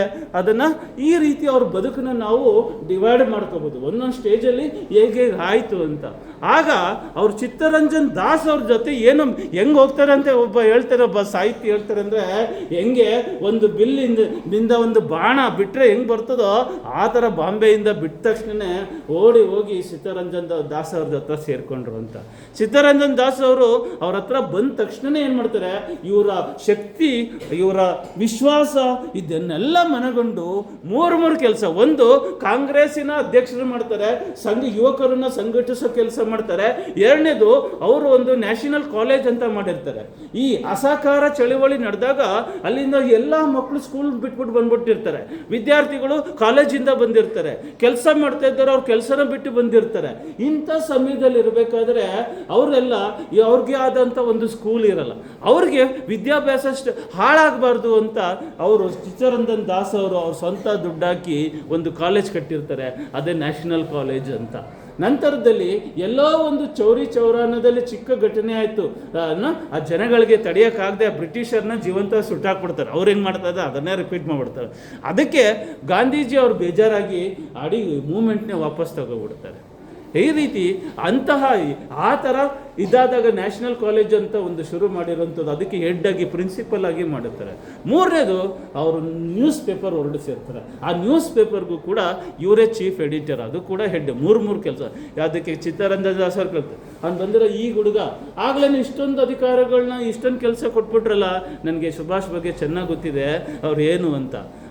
ಹಾಗಾಗಿ ಸುಭಾಷ್ ಅವ್ರು ಹೆಂಗಾಗ್ತಾರಪ್ಪ ಅಂದರೆ, ಅವರು ಚಿತ್ತರಂಜನ್ ದಾಸ್ ಅವರ ಪರಮ ಶಿಷ್ಯ ಆಗ್ತಾರೆ. ನಂತರದಲ್ಲಿ ಹೇಳ್ತಾರೆ, ಹೆಂಗಪ್ಪ ಒಂದು ದೇಶ ಕಟ್ಬೇಕಾದ್ರೆ ಹೆಂಗೆ ಕಟ್ಬೇಕಂದ್ರೆ, the should build political democracy like a Chittaranjan Das and build a personalities like a Swami Vivekananda ಅಂತ. ಸ್ವಾಮಿ ವಿವೇಕಾನಂದ್ರಂತೆ ಏನು ಹೇಳಿದ್ರು, ನಮ್ಮ ಯುವಕರು ಹೆಂಗಿರಬೇಕು ಅಂತ, ಆ ಥರ ಯುವಕರು ನಮಗೆ ಬೇಕು. ಏನೋ ಕಲ್ಲಿನನ್ನು ಗುದ್ದು ನೀರು ಕಡಿಸೋದು ಅಂತಂದರೆ ನೀವು ಗುದ್ದೆಡಕ್ಕೆ ನೀರು ಬರ್ತದೆ ಅಂತಲ್ಲ, ನಿಮ್ಮ ಆತ್ಮವಿಶ್ವಾಸ ಸೋಲು ಅನ್ನೋದಕ್ಕೆ ಸೋಲದೇನೆ ಎಷ್ಟೇ ಕಷ್ಟಗಳು ಬಂದರೂ ನ್ಯಾಯ ಮತ್ತು ದೇಶದ ಪರವಾಗಿ ಇರುವಂತಹ ವಿಶ್ವಾಸ, ಎಷ್ಟೇ ವಿರೋಧಿಗಳು ಬಂದರೂ ನಿಮ್ಮ ದೇಶ ನ್ಯಾಯವಾಗಿ ಇರುವಂಥ ನಡೆನ ನೀವು ವಿಚಲಿತರಾಗದೆ ಅದರ ಕಡೆ ನಡ್ಕೊಂಡು ಹೋಗುವಂತಹ ವಿಶ್ವಾಸ, ಅಥವಾ ಶಕ್ತಿಶಾಲಿಯಾದಂಥ ಯುವಕರು, ಏನು ವಿವೇಕಾನಂದರು ಹೇಳಿದ್ರು ಅಂಥ ಯುವಕರು ಬೇಕು. ಯಾವ ರೀತಿ ಪೊಲಿಟಿಕಲ್ನ ಕಟ್ಟಬೇಕು, ಪಾಲಿಟಿಕ್ಸ್ನ ಹೆಂಗೆ ಕಟ್ಟಬೇಕಪ್ಪ ಅಂದರೆ, ಈ ದಾಸ್ ಅವರು ಹೇಳಿದ ಹಾಗೆ ನಾವು ಕಟ್ಟಬೇಕು ಅಂತ. ನಮಗೆ ಇವತ್ತು ಎಲ್ಲವೂ ಪೊಲಿಟಿಕ್ಸಲ್ಲೇ ಇರೋದ್ರಿಂದ ನಾವು ಅದನ್ನು ಬಿಟ್ಟು ನಾವು ದೂರ ಇರೋದು ಮೂರ್ಖತನ ಆಗ್ತದೆ. ಇವತ್ತು ಒಳ್ಳೆ ವ್ಯಕ್ತಿಗಳು ಪೊಲಿಟಿಕ್ಸಲ್ಲಿ ಇಲ್ಲದೆ ಇರೋದು ಕೂಡ ನಮ್ಮ ದೇಶದ ಅನಾಹುತಗಳಿಗೆ ಒಂದು ಕಾರಣ ಅಂತ ನಮ್ಮೆಲ್ಲರಿಗೂ ಇವತ್ತು ಅನ್ನಿಸ್ತೇ ಇರಲ್ಲ, ಪ್ರತಿ ಕ್ಷಣನೂ ಅನ್ನಿಸ್ತಾನೆ ಇರ್ತದೆ. ಈ ಚಿತ್ತರಂಜನ್ ದಾಸ್ ಅವರು ಒಂದು ಸ್ವಲ್ಪ ಉಗ್ರವಾಗಿ ಹೋರಾಟ, ಉಗ್ರ ಅಂದರೆ ಏನು ಗನ್ನೆತ್ಕೊಂಡು ಓಡಾಟ ಮಾಡ್ತಾರೆ ಅಂತ ಅಲ್ಲ, ಏನು ನಮ್ಮ ದೇಶಕ್ಕೆ ಬೇಕೋ, ನಮ್ಮ ದೇಶದ ಸ್ವಾತಂತ್ರ್ಯಕ್ಕೆ ಬೇಕೋ ಅದನ್ನು ಆ್ಯಸ್ ಇಟ್ ಈಸ್ ಹೇಳಿದ ತಕ್ಷಣ ಅದಕ್ಕೆ ಯಾವುದೇ ಕಾಂಪ್ರಮೈಸ್ ಆಗದೆ ಮಾಡುವಂಥವ್ರು ಅಂತ. ಈ ರೀತಿಯಾಗಿ ಮಾಡಬೇಕಾದ್ರೆ ಅವ್ರೇನು ಹೇಳ್ತಾರೆ, ಅವರು ಈ ಜೈಲಿಗೆ ತಗೊಂಡೋಗಿ ಒಂದು ಅಸಹಕಾರ ಚಳುವಳಿ ನಡಿಬೇಕಾಗ್ತದೆ, ಅದಕ್ಕೆ ಎಲ್ಲರೂ ನಾಳೆ ದಿನ ವೈಟ್ ಬಟ್ಟೆ ಹಾಕ್ಕೊಂಡು ಬರಬೇಕು, ನಾವು ಬ್ರಿಟಿಷರ ವಿರುದ್ಧ ಹೋರಾಟ ಮಾಡೋಣ ಅಂತ ಅಂತಾರೆ. ಅವರ ಸುಭಾಷ್ ಅವ್ರನ್ನ ಮತ್ತು ದಾಸ್ ಅವ್ರನ್ನ ತಗೊಂಡೋಗಿ ಜೈಲಿಗೆ ಹಾಕ್ಬಿಡ್ತಾರೆ. ಈಗ ಅವರು ಇಲ್ಲ, ಈಗ ಹೋರಾಟ ಮಾಡೋಕ್ಕೆ ಬರೋದು ಯಾರು, ಅವ್ರು ಇಲ್ದೇನೆ ಅಂತ ಯೋಚನೆ ಮಾಡಬೇಕಾದ್ರೆ ಆವಾಗ ದಾಸ್ ಅವರು ಅವರ ಹೆಂಡತಿ ಮತ್ತು ಮಗಳಿಗೆ ಕೇಳ್ಕೊತಾರೆ, ನೀವಾದರೂ ಬರ್ಬೋದಾ, ಶುರು ಮಾಡ್ಬೋದಾ ಅಂತ ಕೇಳಿ. ಆಗ ಅವ್ರ ಹೆಂಡತಿ ಮತ್ತು ಮಗಳು ಫಸ್ಟು ಬೈಲಿ ಬಟ್ಟೆ ಹಾಕ್ಕೊಂಡು ಬ್ರಿಟಿಷ್ ವಿರುದ್ಧ ಬರ್ತಾರೆ. ನಂತರ ಜನಗಳು ಸಾವಿರ ಸಂಖ್ಯೆಯಲ್ಲಿ ಅಲ್ಲಿ ಸೇರ್ಕೋತಾರೆ. ಈ ರೀತಿ ಸೇರಿಕೊಂಡಾಗ ಅವ್ರನ್ನ ಸಾಕಷ್ಟು ಜನಗಳನ್ನ ತೆಗೆದು ಜೈಲಿಗೆ ಹಾಕ್ಬಿಡ್ತಾರೆ. ಈಗ ಬ್ರಿಟಿಷರು ಒಂದು ಆಫರ್ ಕೊಡ್ತಾರೆ. ಏನು ಆಫರು ಅಂತಂದರೆ, ನೀವು ಅಲ್ಲಿ ಕಾರ್ಪೊರೇಷನ್ ಥರ ಇರಲ್ವ, ಆ ಥರ ಕಾರ್ಪೊರೇಷನ್ ಸಂಸ್ಥೆಗೆ ನೀವು ಇನ್ಮೇಲೆ ಎಲೆಕ್ಷನ್ ನಿಂತ್ಕೋಬೋದು. ಎಲೆಕ್ಷನ್ ನಿಂತ್ಕೊಂಡ್ರೆ ಅದರಲ್ಲಿ ನಿಮ್ಮ ಕೆಲಸ ಮತ್ತು ನಿಮ್ಮೊಂದಷ್ಟು ಜನಗಳನ್ನ ಬಿಡ್ತೀವಿ, ನಮ್ಮ ಜೊತೆ ಒಂದು ಸ್ವಲ್ಪ ಅಡ್ಜಸ್ಟ್ ಆಗಿ ಅಂತ ಬ್ರಿಟಿಷರೇ ಅವ್ರಿಗೆ ಆಫರ್ ಮಾಡಿದ್ದಾರೆ.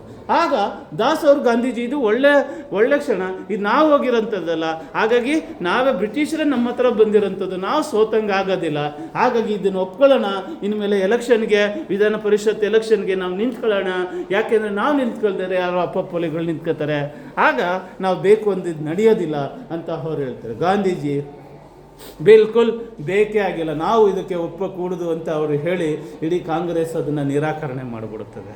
ಇವರು ಬಹಳ ಬೇಜಾರಾಗಿ ಎಂಥ ಅವಕಾಶ ಸಿಕ್ಕಿತ್ತು, ನಾವು ನಮ್ಮತನ ಏನು ಅಂತ ಹೇಳೋದಕ್ಕೆ, ನಾಳೆ ದಿನ ನಾವು ಆಡಳಿತ ನಡೆಸೋಕ್ಕೆ ಅವರಷ್ಟೇ ನಾವು ಸಾಮರ್ಥ್ಯ ಇರೋರು ಅಂತ ಹೇಳೋದಕ್ಕೆ ಇರುವಂಥ ಅವಕಾಶನ ಕಳ್ಕೊಂಡ್ವಲ್ಲ ಅಂತ ಬೇಜಾರಾಗುತ್ತೆ. ಓಕೆ, ನನಗೆ ನೆಕ್ಸ್ಟು ಜೈಲಿಂದ ಹೊರಗಡೆ ಬರ್ತಾರೆ. ಜೈಲಿಂದ ಹೊರಗಡೆ ಬಂದಾಗ ಒಂದು ಸ್ವರಾಜ್ ಪಕ್ಷ, ಇವ್ರು ಏನು ಹೇಳಿದ್ರು ಕೇಳ್ತಾ ಇಲ್ವಲ್ಲ ಈ ಕಾಂಗ್ರೆಸ್ ಅಂತ ಹೇಳಿ, ಇವರಿಂದ ಈ ದೇಶನ ನಾವು ಸ್ವತಂತ್ರ ಕೊಡ್ಸೋಕ್ಕೆ ಈಗ ಸರಿಯಾಗಿ ಕೆಲಸ ಮಾಡ್ತಾ ಇಲ್ಲ ಅಂತೇಳಿ ಒಂದು ಸ್ವರಾಜ್ ಪಕ್ಷ ಅಂತ ಕಟ್ತಾರೆ. ಆ ಸ್ವರಾಜ್ ಪಕ್ಷದ ಈಗ ಏನೋ ಅವರು ಅಧ್ಯಕ್ಷರು ಸುಭಾಷ್ ಚಂದ್ರ ಬೋಸ್, ಉಪಾಧ್ಯಕ್ಷರು ಅಥವಾ CEO ಹಾಗೆ. ಈಗ ಕಾರ್ಪೊರೇಷನ್ ಎಲೆಕ್ಷನ್ ನಿಂತ್ಕೋಬೇಕು ಅಂತ ಹೇಳಿ ಮೋತಿಲಾಲ್ ನೆಹರು ಇನ್ನೊಂದಷ್ಟು ಯುವಕರನ್ನೆಲ್ಲ ಸಂಘಟಿಸೋಕೆ ಅಂತಹ ಜವಾಬ್ದಾರಿನ ಸುಭಾಷ್ ಅವ್ರಿಗೆ ಕೊಡ್ತಾರೆ. ಸುಭಾಷ್ ಅವರು ಸಾವಿರ ಗಟ್ಟಲೆ ಸಂಘಟಿಸಿ ಕಾರ್ಪೊರೇಷನ್ ಎಲೆಕ್ಷನ್ ನಿಲ್ತಾರೆ, ಇಬ್ಬರು ಗೆದ್ದುಬಿಡ್ತಾರೆ. ಈಗ ಚಿತ್ತರಂಜನ್ ದಾಸ್ ಅವರು ಬೆಂಗಾಲಿನ ಕಾರ್ಪೊರೇಷನ್ನ ಮೇಯರು, ಸುಭಾಷ್ ಚಂದ್ರ ಬೋಸ್ ಅದರ CEO. ಓಕೆ, ಅಂದರೆ ಚೀಫ್ ಎಕ್ಸಿಕ್ಯೂಟಿವ್ ಆಫೀಸರ್ ಆಗ್ತಾರೆ. ಈಗ ಅವರು ಕೆಲಸ ಮಾಡುವಂಥ ಶೈಲಿ ಕಂಪ್ಲೀಟಾಗಿ ಬದಲಾಗುತ್ತೆ. ಏನು ಗಾಂಧೀಜಿ ಅವರು ಹೇಳ್ತಾ ಇರೋ ಗುಡಿ ಕೈಗಾರಿಕೆಗಳು ಮತ್ತು small scale industry, medium scale industry, high scale industry, ಇದೆಲ್ಲದಕ್ಕೂ ಸಪ್ರೇಟಾಗಿ ಒತ್ತು ಕೊಡ್ತಾ ಇರ್ತಾರೆ. ಅಲ್ಲಿವರೆಗೂ ಬ್ರಿಟಿಷರು ಬಂದರೆ ಮಾತ್ರ ಮರ್ಯಾದೆ ಸಿಗ್ತಾ ಇರ್ತದೆ, ಭಾರತೀಯರು ಬಂದರೆ ಯಾವ ಮರ್ಯಾದೆನೂ ಸಿಗ್ತಾ ಇರಲ್ಲ, ಕುತ್ಕೊಳ್ಳೋ ಚೇರ್ನು ತೆಗೆದ್ಬಿಡುವಂಥದ್ದು ಈ ರೀತಿ ಆಗ್ತಾ ಇರ್ತೇನೆ. ಅದನ್ನು ರಿವರ್ಸ್ ಆಗಿ ಪರಿವರ್ತಿಸ್ತಾರೆ. ಈಗ ಬ್ರಿಟಿಷ್ ಬಂದರೆ ಅವನ ಕೆಲಸ ಏನು, ಅವ್ನು ಕೆಲಸ ಮಾಡದೇ ಆದರೂ ಸಾವಿರಾರು ರೂಪಾಯಿ ಕೊಟ್ಟು ಸಂಬಳ ಕೊಟ್ಟಿರ್ತಾರೆ. ಅವರೆಲ್ಲ ಕೆಲಸ ಮಾಡುವಂಥ ಅನಿವಾರ್ಯ ಸ್ಥಿತಿಗೆ ಅದನ್ನು ತರ್ತಾರೆ. ಅವರು ಹಾಲು ಮತ್ತು ಹೆಣ್ಣುಮಕ್ಕಳನ್ನ ಎಜುಕೇಷನು, ಆಹಾರ, ಔಷಧಿ ಮತ್ತು ಸ್ಕೂಲು ಇದಕ್ಕೆ ಇಂಪಾರ್ಟೆನ್ಸ್ ಕೊಟ್ಟು ಎಲ್ಲ ಜಾಗಗಳಲ್ಲೂ ಏನು ಆರೋಗ್ಯ ಸಮಸ್ಯೆ ಇದೆ ಅದನ್ನು ಸುಧಾರಿಸೋಗೆ ಮಾಡ್ತಾರೆ. ಏನು ಆಹಾರ ಸಮಸ್ಯೆ ಇದೆ ಅದು ಉನ್ನತವಾಗಿ ಮಾಡುತ್ತೆ. ಒಂದು ವರ್ಷದಲ್ಲಿ ಹೆಂಗೆ ಅನಿಸ್ಬಿಡ್ತದಪ್ಪ ಅಂದರೆ ಇಡೀ ಬೆಂಗಾಲ್ ಜನಗಳಿಗೆ ನಮಗೆ ಸ್ವತಂತ್ರ ಬಂದೇ ಬಿಟ್ಟಿದೆ ಅಂತ ಅನಿಸ್ಬಿಡುತ್ತೆ. ಇದು ಬ್ರಿಟಿಷರ ಕಣ್ಣನ್ನು ಹಂಗೆ ಕುಕ್ಕುತ್ತೆ. ಇವನು ಸಾಮಾನ್ಯವಾದ ವ್ಯಕ್ತಿಯಲ್ಲ, ಇವನು ಹಿಂಗೆ ಬಿಟ್ಬಿಟ್ರೆ ನಾಳೆ ದಿನ ನಮ್ಮ ಅಸ್ತಿತ್ವಕ್ಕೆ ಕುತ್ತು ತರ್ತಾನೆ ಅಂತ ಹೇಳಿ ಒಂದು ಆ್ಯಕ್ಟನ್ನು ತಂದು ಯಾವುದೇ ಕಾರಣ ಇಲ್ದೇ ಹಿಡ್ಕೊಂಡು ಸುಭಾಷ್ ಅವ್ರನ್ನ ಹಿಡ್ಕೊಂಡೋಗಿ ಜೈಲಿಗೆ ಹಾಕ್ಬಿಡ್ತಾರೆ. ಇದು ಚಿತ್ತರಂಜನ್ ದಾಸ್ ಅವ್ರಿಗೆ ಭಾರಿ ಆಕ್ರೋಶ ಬರ್ಸುತ್ತೆ. ಅವರು ಅವ್ರ ಮಗನಕ್ಕಿಂತ ಹೆಚ್ಚಾಗಿ ಅವ್ರನ್ನ ನೋಡ್ಕೊಂಡಿರ್ತಾರೆ. ಹಾಗಾಗಿ ಅವರು ಅದರ ವಿರುದ್ಧ ಸಾಕಷ್ಟು ಹೋರಾಟ ಮಾಡ್ತಾರೆ. ಸುಭಾಷ್ನ ಬಿಡಲೇಬೇಕು ಅಂತ ಜನಗಳು ಹೋರಾಟ ಮಾಡ್ತಾರೆ, ಆದರೆ ಯಾವುದು ಕೂಡ ನಡೆಯೋದಿಲ್ಲ. ಹಾಗಾಗಿ ಅದೇ ರೀತಿ ಒಂದು ವರ್ಷ ಕಳೀತಾ ಇದ್ದಂಗೆ 25-26 ಅನ್ಕೋತೀನಿ, ಓಕೆ, ಆ ಸಮಯದಲ್ಲಿ ಚಿತ್ತರಂಜನ್ ದಾಸ್ ಅವರು ತೀರ್ಕೋತಾರೆ. ಇವ್ರು ಜೈಲಲ್ಲಿ ಇರ್ತಾರೆ, ತೀರ್ಕೋತಾರೆ. ದಾಸ್ ಅವ್ರು ತೀರ್ಕೋತಾರೆ. ಅವ್ರ ಗುರುಗಳು ಇನ್ನಿಲ್ಲ ಅನ್ನೋ ಸುಭಾಷ್ ಅವರು ಆ ಮಾತನ್ನ ಕೇಳಿ ತುಂಬಾ ಕುಂದು ಹೋಗ್ತಾರೆ. ಅವ್ರು ಹೇಳ್ತಾರೆ ಒಂದು ಪತ್ರದಲ್ಲಿ ಬರೀತಾ, ನಾನು ಅವ್ರ ಬಗ್ಗೆ ಏನು ಹೇಳಿದ್ರು ಕೂಡ ಆ ಮಾತೆಲ್ಲ ಕೂಡ ತುಂಬ ಕಮ್ಮಿನೇ. ನಾಳೆ ದಿನ ಅವ್ರ ಜೊತೆ ಮಾತಾಡೋಕ್ಕೆ, ಚರ್ಚೆ ಮಾಡೋಕ್ಕೆ ಅವರು ಇನ್ನಿಲ್ಲ ಅಂತ ನಾವು ನೆನೆಸ್ಕೊಳ್ಳೋದೇ ಕೂಡ ಒಂದು ಅತ್ಯಂತ ಕಷ್ಟಕರವಾದಂತಹ ಕೆಲಸ. ಈ ದಾಸ್ ಅವರು ಅವರು ಇಂಥ ಧೀಮಂತರಪ್ಪ ಅಂದರೆ, ಅರವಿಂದರು ಕೇಳಿದಿರಲ್ಲ, ಅರವಿಂದ್ ಅವರು ಕ್ರಾಂತಿಕಾರಿಯಾಗಿ ಅವರು ಬಾಂಬ್ ಹಾಕಿದಾಗ ಅವ್ರನ್ನ ಜೈಲಿಗೆ ಹಾಕ್ಬಿಟ್ಟಿರ್ತಾರೆ. ಆದರೆ ಆ ಬಾಂಬಲ್ಲಿ ಇನ್ವಾಲ್ವ್ ಆಗಿಲ್ಲ ಅಂತ ಹೇಳಿ ಇವರೇ ಖುದ್ದು ಇವ್ರ ಮನೆ ಮಠ ಎಲ್ಲನೂ ಮಾರ್ಕೊಂಡು ಅರವಿಂದರನ್ನ ಬಿಡಿಸೋದಕ್ಕೆ ಅವ್ರನ್ನ ಬಿಡಿಸ್ತಾರೆ, ಎಲ್ಲ ಮಾರಿ. ಆದರೆ ನಂತರ ದಿನಗಳು ಅವರು ಪಾಂಡಿಚೇರಿಗೆ ಹೋಗಿ ಸನ್ಯಾಸನ ಸ್ವೀಕಾರ ಮಾಡಿಬಿಡ್ತಾರೆ. ಅಂದರೆ ಒಬ್ಬ ವ್ಯಕ್ತಿ ದೇಶಕ್ಕೋಸ್ಕರ ಇದ್ದಾನೆ ಅಂತಂದರೆ ಅವರ ಸಂಪತ್ತನ್ನು ಯಾವುದೂ ಲೆಕ್ಕಿಸದೆ ಅವ್ರಿಗೋಸ್ಕರ ಎಲ್ಲನೂ ಕಳ್ಕೊಳ್ಳೋದಕ್ಕೆ ಸಿದ್ಧವಾಗಿದ್ದಂತಹ ಒಬ್ಬ ವ್ಯಕ್ತಿ. ಅಂಥ ಒಬ್ಬ ನಿಸ್ವಾರ್ಥ ವ್ಯಕ್ತಿ ನಾವು ಕಾಣುವಂಥದ್ದು ಅಪರೂಪವಾದಂಥದ್ದು. ಅಂಥವರ ಶಿಷ್ಯನಾಗಿ ಸುಭಾಷ್ ಅವರು ಗಾಂಧೀಜಿಯ ಶಿಷ್ಯ ಅಂತ ಹೇಳ್ಕೊಳ್ಳೋಂಥ ನೆಹರು, ನಾನು ನೋಡಿ ನಿಮ್ಮ ಥರ ಬಟ್ಟೆ ಹಾಕೋತಾ ಇದ್ದೀನಿ, ನಿಮ್ಮ ಥರ ಟೋಪಿ ಹಾಕೋತಾ ಇದ್ದೀನಿ ಅಂತ ಹೇಳ್ತಾರೆ. ಆದರೆ ಚಿತ್ತರಂಜನ್ ದಾಸ್ ಅವ್ರ ಥರ ಪ್ರತಿ ಕ್ಷಣದಲ್ಲೂ ನಡ್ಕೊಳ್ಳೋದು, ಆದರೆ ಬಟ್ಟೆ ಮಾತ್ರ ಹೊರಗಡೆ ಕಾಣಕ್ಕೆ ಮಾತ್ರ ಅವ್ರ ಥರ ಹಾಕೊಳ್ಳಲ್ಲ. ಆದರೆ ಅವ್ರ ಭಾವ ಹೆಂಗಿದೆ ಅದ್ರ ಥರ ಜೀವಿಸ್ತಾ ಇರ್ತಾರೆ. ಈಗ ನಿಜವಾದ ಶಿಷ್ಯ ಯಾರು ಅಂತ ನಾವು ಯೋಚನೆ ಮಾಡಬೇಕು, ಇವತ್ತು ಮನಗಣಬೇಕು. ನಿಜವಾದ ವ್ಯಕ್ತಿಗಳಿಗೆ ಯಾವಾಗ ಬೆಲೆ ಸಿಗಲ್ಲ ಆಗ ಅಷ್ಟೇ ಪ್ರಮಾಣದ ಕೆಟ್ಟದ್ದು ಆ ದೇಶಕ್ಕೆ ಆಗುತ್ತೆ. ಅದಕ್ಕೆ ಒಂದು ದೇಶ ಸರಿಯಾಗಿದೆ ಅಂದರೆ ಅಲ್ಲಿ ಟೀಚರ್ಸ್ಗಳು, ವಿದ್ಯಾರ್ಥಿಗಳು ಒಳ್ಳೆ ದಿಕ್ಕಿನಲ್ಲಿ ಹೋಗ್ತಾ ಇದ್ದಾರೆ ಅಂತ. ಒಂದು ದೇಶ ಸರಿಯಾಗಿ ನಡೀತಾ ಇಲ್ಲ ಅಂದರೆ ಅಲ್ಲಿರುವಂಥ ವಿದ್ಯಾರ್ಥಿಗಳು, ಟೀಚರು ಒಳ್ಳೆ ದಿಕ್ಕಿನಲ್ಲಿ ಹೋಗ್ತಾ ಇಲ್ಲ ಅನ್ನೋದು ಇದರ ಡೈರೆಕ್ಟ್ ಆದಂತಹ ಅರ್ಥ. ಹಾಗಾಗಿ ಅವರು ಜೈಲಲ್ಲಿ ಅವ್ರಿಗೆ ಟಿ ಬಿ ಅನ್ನೋ ಥರ ಒಂದು ಕಾಯಿಲೆ ಅಟ್ಯಾಕ್ ಆಗಿಬಿಡ್ತದೆ. ಅಲ್ಲೂ ಕೂಡ ಸುಮ್ಮನೆ ಇರಲ್ಲ. ಎಂಥ ಜೈಲಪ್ಪ ಅಂದರೆ ಒಂಥರ ಕೊಟ್ಕೆನೇ ವಾಸಿ, ಅದಕ್ಕಿಂತ ಮಾಂಡೆಲೆ ಜೈಲಂತ. ಆದರೂ ಮಾಂಡೆಲೆ ಜೈಲ್ ಅಂದರೆ ಬರ್ಮಾ, ಇವತ್ತು ಮಯನ್ಮಾರ್ ಕೇಳಿದಿರಲ್ವಾ, ಅಲ್ಲಿ ಹ್ಯೂಮಿಡಿಟಿ ಟೆಂಪರೇಚರ್ ಎಲ್ಲ ಸಿಕ್ಕಾಬಿಟ್ಟೆ ಇರ್ತದೆ. ಅಲ್ಲಿ ನಾ ಫಸ್ಟ್ ಹೇಳಿದ್ನಲ್ಲ, 1897 ಬಾಲಗಂಗಾಧರ್ ತಿಲಕ್ನ ಅಲ್ಲಿಗೆ ಹಾಕಿರ್ತಾರೆ. ಬಾಲಗಂಗಾಧರ್ ತಿಲಕ್ ಹಾಕಿದ್ದಾರಲ್ಲ ಅಂತಹ ಜೈಲಲ್ಲಿ ಈಗ ನಾನಿದ್ದೀನಿ ಅಂತ ಒಂದು ಸ್ವಲ್ಪ ಸಮಾಧಾನ ಪಡ್ಕೋತಾರೆ. ನಾನು ಅಂಥ ಜೈಲಲ್ಲಿ ಈಗ ಬಂದಿದ್ದೀನಿ ಅಂತ. ಆ ಜೈಲಲ್ಲಿ ಅಷ್ಟು ಕೆಟ್ಟ ವಾತಾವರಣ, ಗಲೀಜು, ರಾತ್ರಿ ಆದರೆ ಒಬ್ಬರು ದೆವ್ವಗಳ ಥರ ಏನು ಕಾಣಲ್ಲ, ಆ ರೀತಿ ಇರುವಂತಹ ಸ್ಥಿತಿಗಳು. ಅದಕ್ಕೋಸ್ಕರ ಇಲ್ಲಿ ಜೈಲಲ್ಲಿ ಆದರೆ ಇಲ್ಲಿ ಏನು ಪೊಲಿಟಿಷಿಯನ್ ಕಾಂಗ್ರೆಸ್ಸಿನ ನಾಯಕರು ಅಂದ್ಕೊಂಡಿರ್ತಾರೆ, ಅವ್ರಿಗೆ ಜೈಲು ಹೆಂಗಪ್ಪ ಅಂದರೆ ಅಲ್ಲಿ ಐಷಾರಾಮಿಯಾದ ಬೆಡ್ಗಳು, ಅವ್ರು ಬೇಕಾದ ಎಲ್ಲ ವ್ಯವಸ್ಥೆಗಳು. ಅವ್ರ ಕೆಲಸ ಏನಪ್ಪ ಅಂತಂದರೆ ಅವ್ರು ಇಷ್ಟ ಬಂದಾಗ ಹೋಗಿ ಅಡುಗೆ ಮಾಡೋವಂಥದ್ದು ಮತ್ತು ಗಾರ್ಡನ್ಗೆ ನೀರು ಹಾಕುವಂಥದ್ದು. ಇದು ಅವ್ರ ಜೈಲು. ಯಾವುದು ಕಾಂಗ್ರೆಸ್ ನಾಯಕರ ಜೈಲು, ಯಾರು ನೆಹರು, ಪಟೇಲ್ ಇಂಥವ್ರ ಜೈಲು. ಓಕೆ, ಈ ಜೈಲಲ್ಲಿ ಏನು ಫೆಸಿಲಿಟಿ ಇಲ್ಲ, ನೀರಿಲ್ಲ, ಇದಿಲ್ಲ. ಹೋಗಿ ರಾತ್ರಿ ಒಂದು ಸೊಪ್ಪು ಸದೆ ಕಿತ್ಕೊಬರ್ಬೇಕು, ಅದರಲ್ಲಿ ಯಾವ ಹುಳಗಳಿದ್ದಾವೆ ಗೊತ್ತಾಗಿಲ್ಲ. ಈ ರೀತಿಯಾದಂಥ ಇನ್ನೊಂದು ಕಡೆ ಕ್ರಾಂತಿಕಾರಿಗಳಿಗೆ ಕೊಡ್ತಾ ಇದ್ದಂಥ ಈ ರೀತಿಯಾದಂಥ ಜೈಲು. ಹಾಗಾಗಿ ಎರಡು ಜೈಲು ಕಂಪ್ಲೀಟಾಗಿ ಬೇರೆಯೇ. ಹಾಗಾಗಿ ಅವ್ರಿಗೆ ಟಿ ಬಿ ಕಾಯಿಲೆ ಅನ್ನೋದಂಥರ ಅಟ್ಯಾಕ್ ಆಗುತ್ತೆ, ಅವರು ದೇಹ ಜರ್ಜರಿತ ಆಗಿಬಿಡ್ತದೆ. ಆಮೇಲೆ ಇವನು ಆವಾಗ ಬ್ರಿಟಿಷರಿಗೆ ಹೇಳ್ತಾರೆ, ಡಾಕ್ಟ್ರು ಹೇಳ್ತಾರೆ, ನೋಡಿ ಬದುಕಿರುವಂಥ ಸುಭಾಷ್ಗಿಂತ ಸತ್ತೋಗಿರೋ ಸುಭಾಷು ತುಂಬ ಡೇಂಜರು. ಆದ್ದರಿಂದ ನಾವು ಊಟ ಮಾಡೋಕ್ಕೆ ಸರಿಯಾಗಿ ಊಟ ಮಾಡೋಕ್ಕೆ ಆಗ್ತಾಯಿಲ್ಲ ನಮ್ಮ ಕೈಲಿ. ಅದಕ್ಕೆ ಅವ್ನು ಸತ್ಯಾಗ್ರಹ ಮಾಡಿರ್ತಾರೆ. ಆ 21 ದಿನ ಸತ್ಯಾಗ್ರಹದಲ್ಲಿ ಅವ್ರ ದೇಹ ಜರ್ಜರಿತೆ. ಅವರೇನೋ ಕೊನೆಗೆ ಎಲ್ಲ ಫೆಸಿಲಿಟಿ ಕೊಡ್ತೀವಿ ಅಂತ ಗೆಲ್ತಾರೆ, ಈಸ್ಕೊತಾರೆ. ಯಾರು ಏನು ಸ್ವತಂತ್ರ ಹೋರಾಟಗಾರರು ಜೈಲಲ್ಲಿರ್ತಾರೆ ಅವ್ರಿಗೆ. ಆದರೆ ಇವರು ಆರೋಗ್ಯ ಕೆಟ್ಟೋಗ್ಬಿಟ್ಟಿರ್ತದೆ. ಈಗ ಬ್ರಿಟಿಷರ್ಗೆ ಏನು ಮಾಡೋದಿತ್ತು ಅಂತ ಪ್ರಬಿತಾ ಮೋಹನ್ ರಾಯ್ ಅಂತ ಒಬ್ಬರು ಬರ್ತಾರೆ, ಡಾಕ್ಟ್ರ್ ಇರ್ತಾರೆ. ಅವ್ರಿಗೆ ಹೇಳ್ತಾರೆ, ನೀನು ಸುಭಾಷ್ ಚೆನ್ನಾಗಿದ್ದಾನೆ ಅಂತ ನೀವು ಬಲವಂತವಾಗಿ ಕೊಡಲೇಬೇಕು ಅಂತ. ಆದರೆ ಅವ್ರೇನು ಹೇಳ್ತಾರೆ, ಇನ್ನೊಂದು ಸ್ವಲ್ಪ ನಾವು ಎಚ್ಚರಿಕೆ ವಹಿಸ್ತೇ ಹೋದರೆ ಸುಭಾಷು ಬದುಕೋದಕ್ಕೆ ಚಾನ್ಸೇ ಇಲ್ಲ. ಹಾಗಾಗಿ ಇವ್ರನ್ನ ಇಮಿಡಿಯೇಟಾಗಿ ಅಲ್ಲಿಂದ ಬಿಡುಗಡೆ ಮಾಡಲೇಬೇಕು ಅಂತ ಬರ್ತಾರೆ. ಏನು ಇದು ಈ ನ್ಯೂಸು ಕಾಡ್ಗಿಚ್ಚಿನಂಗೆ ಬೆಂಗಾಲಲ್ಲಿ ಹರಡ್ಕೊಳ್ಳುತ್ತೆ, ಜನಗಳ ಒತ್ತಡ ಶುರುವಾಗುತ್ತೆ. ಹಾಗಾಗಿ ಕೊನೆಗೆ ಸುಭಾಷ್ ಅವ್ರಿಗೆ ಒಂದು ಆಫರ್ ಕೊಡ್ತಾರೆ, ನೀವು ನಿಮ್ಮ ದುಡ್ಡಲ್ಲಿ ಯುರೋಪ್ಗೆ ಸ್ವಿಟ್ಜರ್ಲ್ಯಾಂಡ್ಗೆ ಹೋಗೋದಾದರೆ ನಮ್ಮದೇನೂ ಅಭ್ಯಂತರ ಇಲ್ಲ ಅಂತ. ಆ ರೀತಿಯಾಗಿ ಕೊನೆಗೆ ಸುಭಾಷ್ ಅವ್ರನ್ನ ಫಸ್ಟ್ ಏನು ಮಾಡ್ತಾರೆ, ಸುಭಾಷ್ ಅವರು ವಿರೋಧಿಸ್ತಾರೆ. ನಾನು ದೇಶದಿಂದ ಹೊರಗಡೆ ಹೋಗೋದಂದರೆ ನನ್ನ ತನದಿಂದನೇ ದೂರ ಆಗೋದು ಅಂತ ಹೇಳ್ಕೊಂಡಿರ್ತಾರೆ.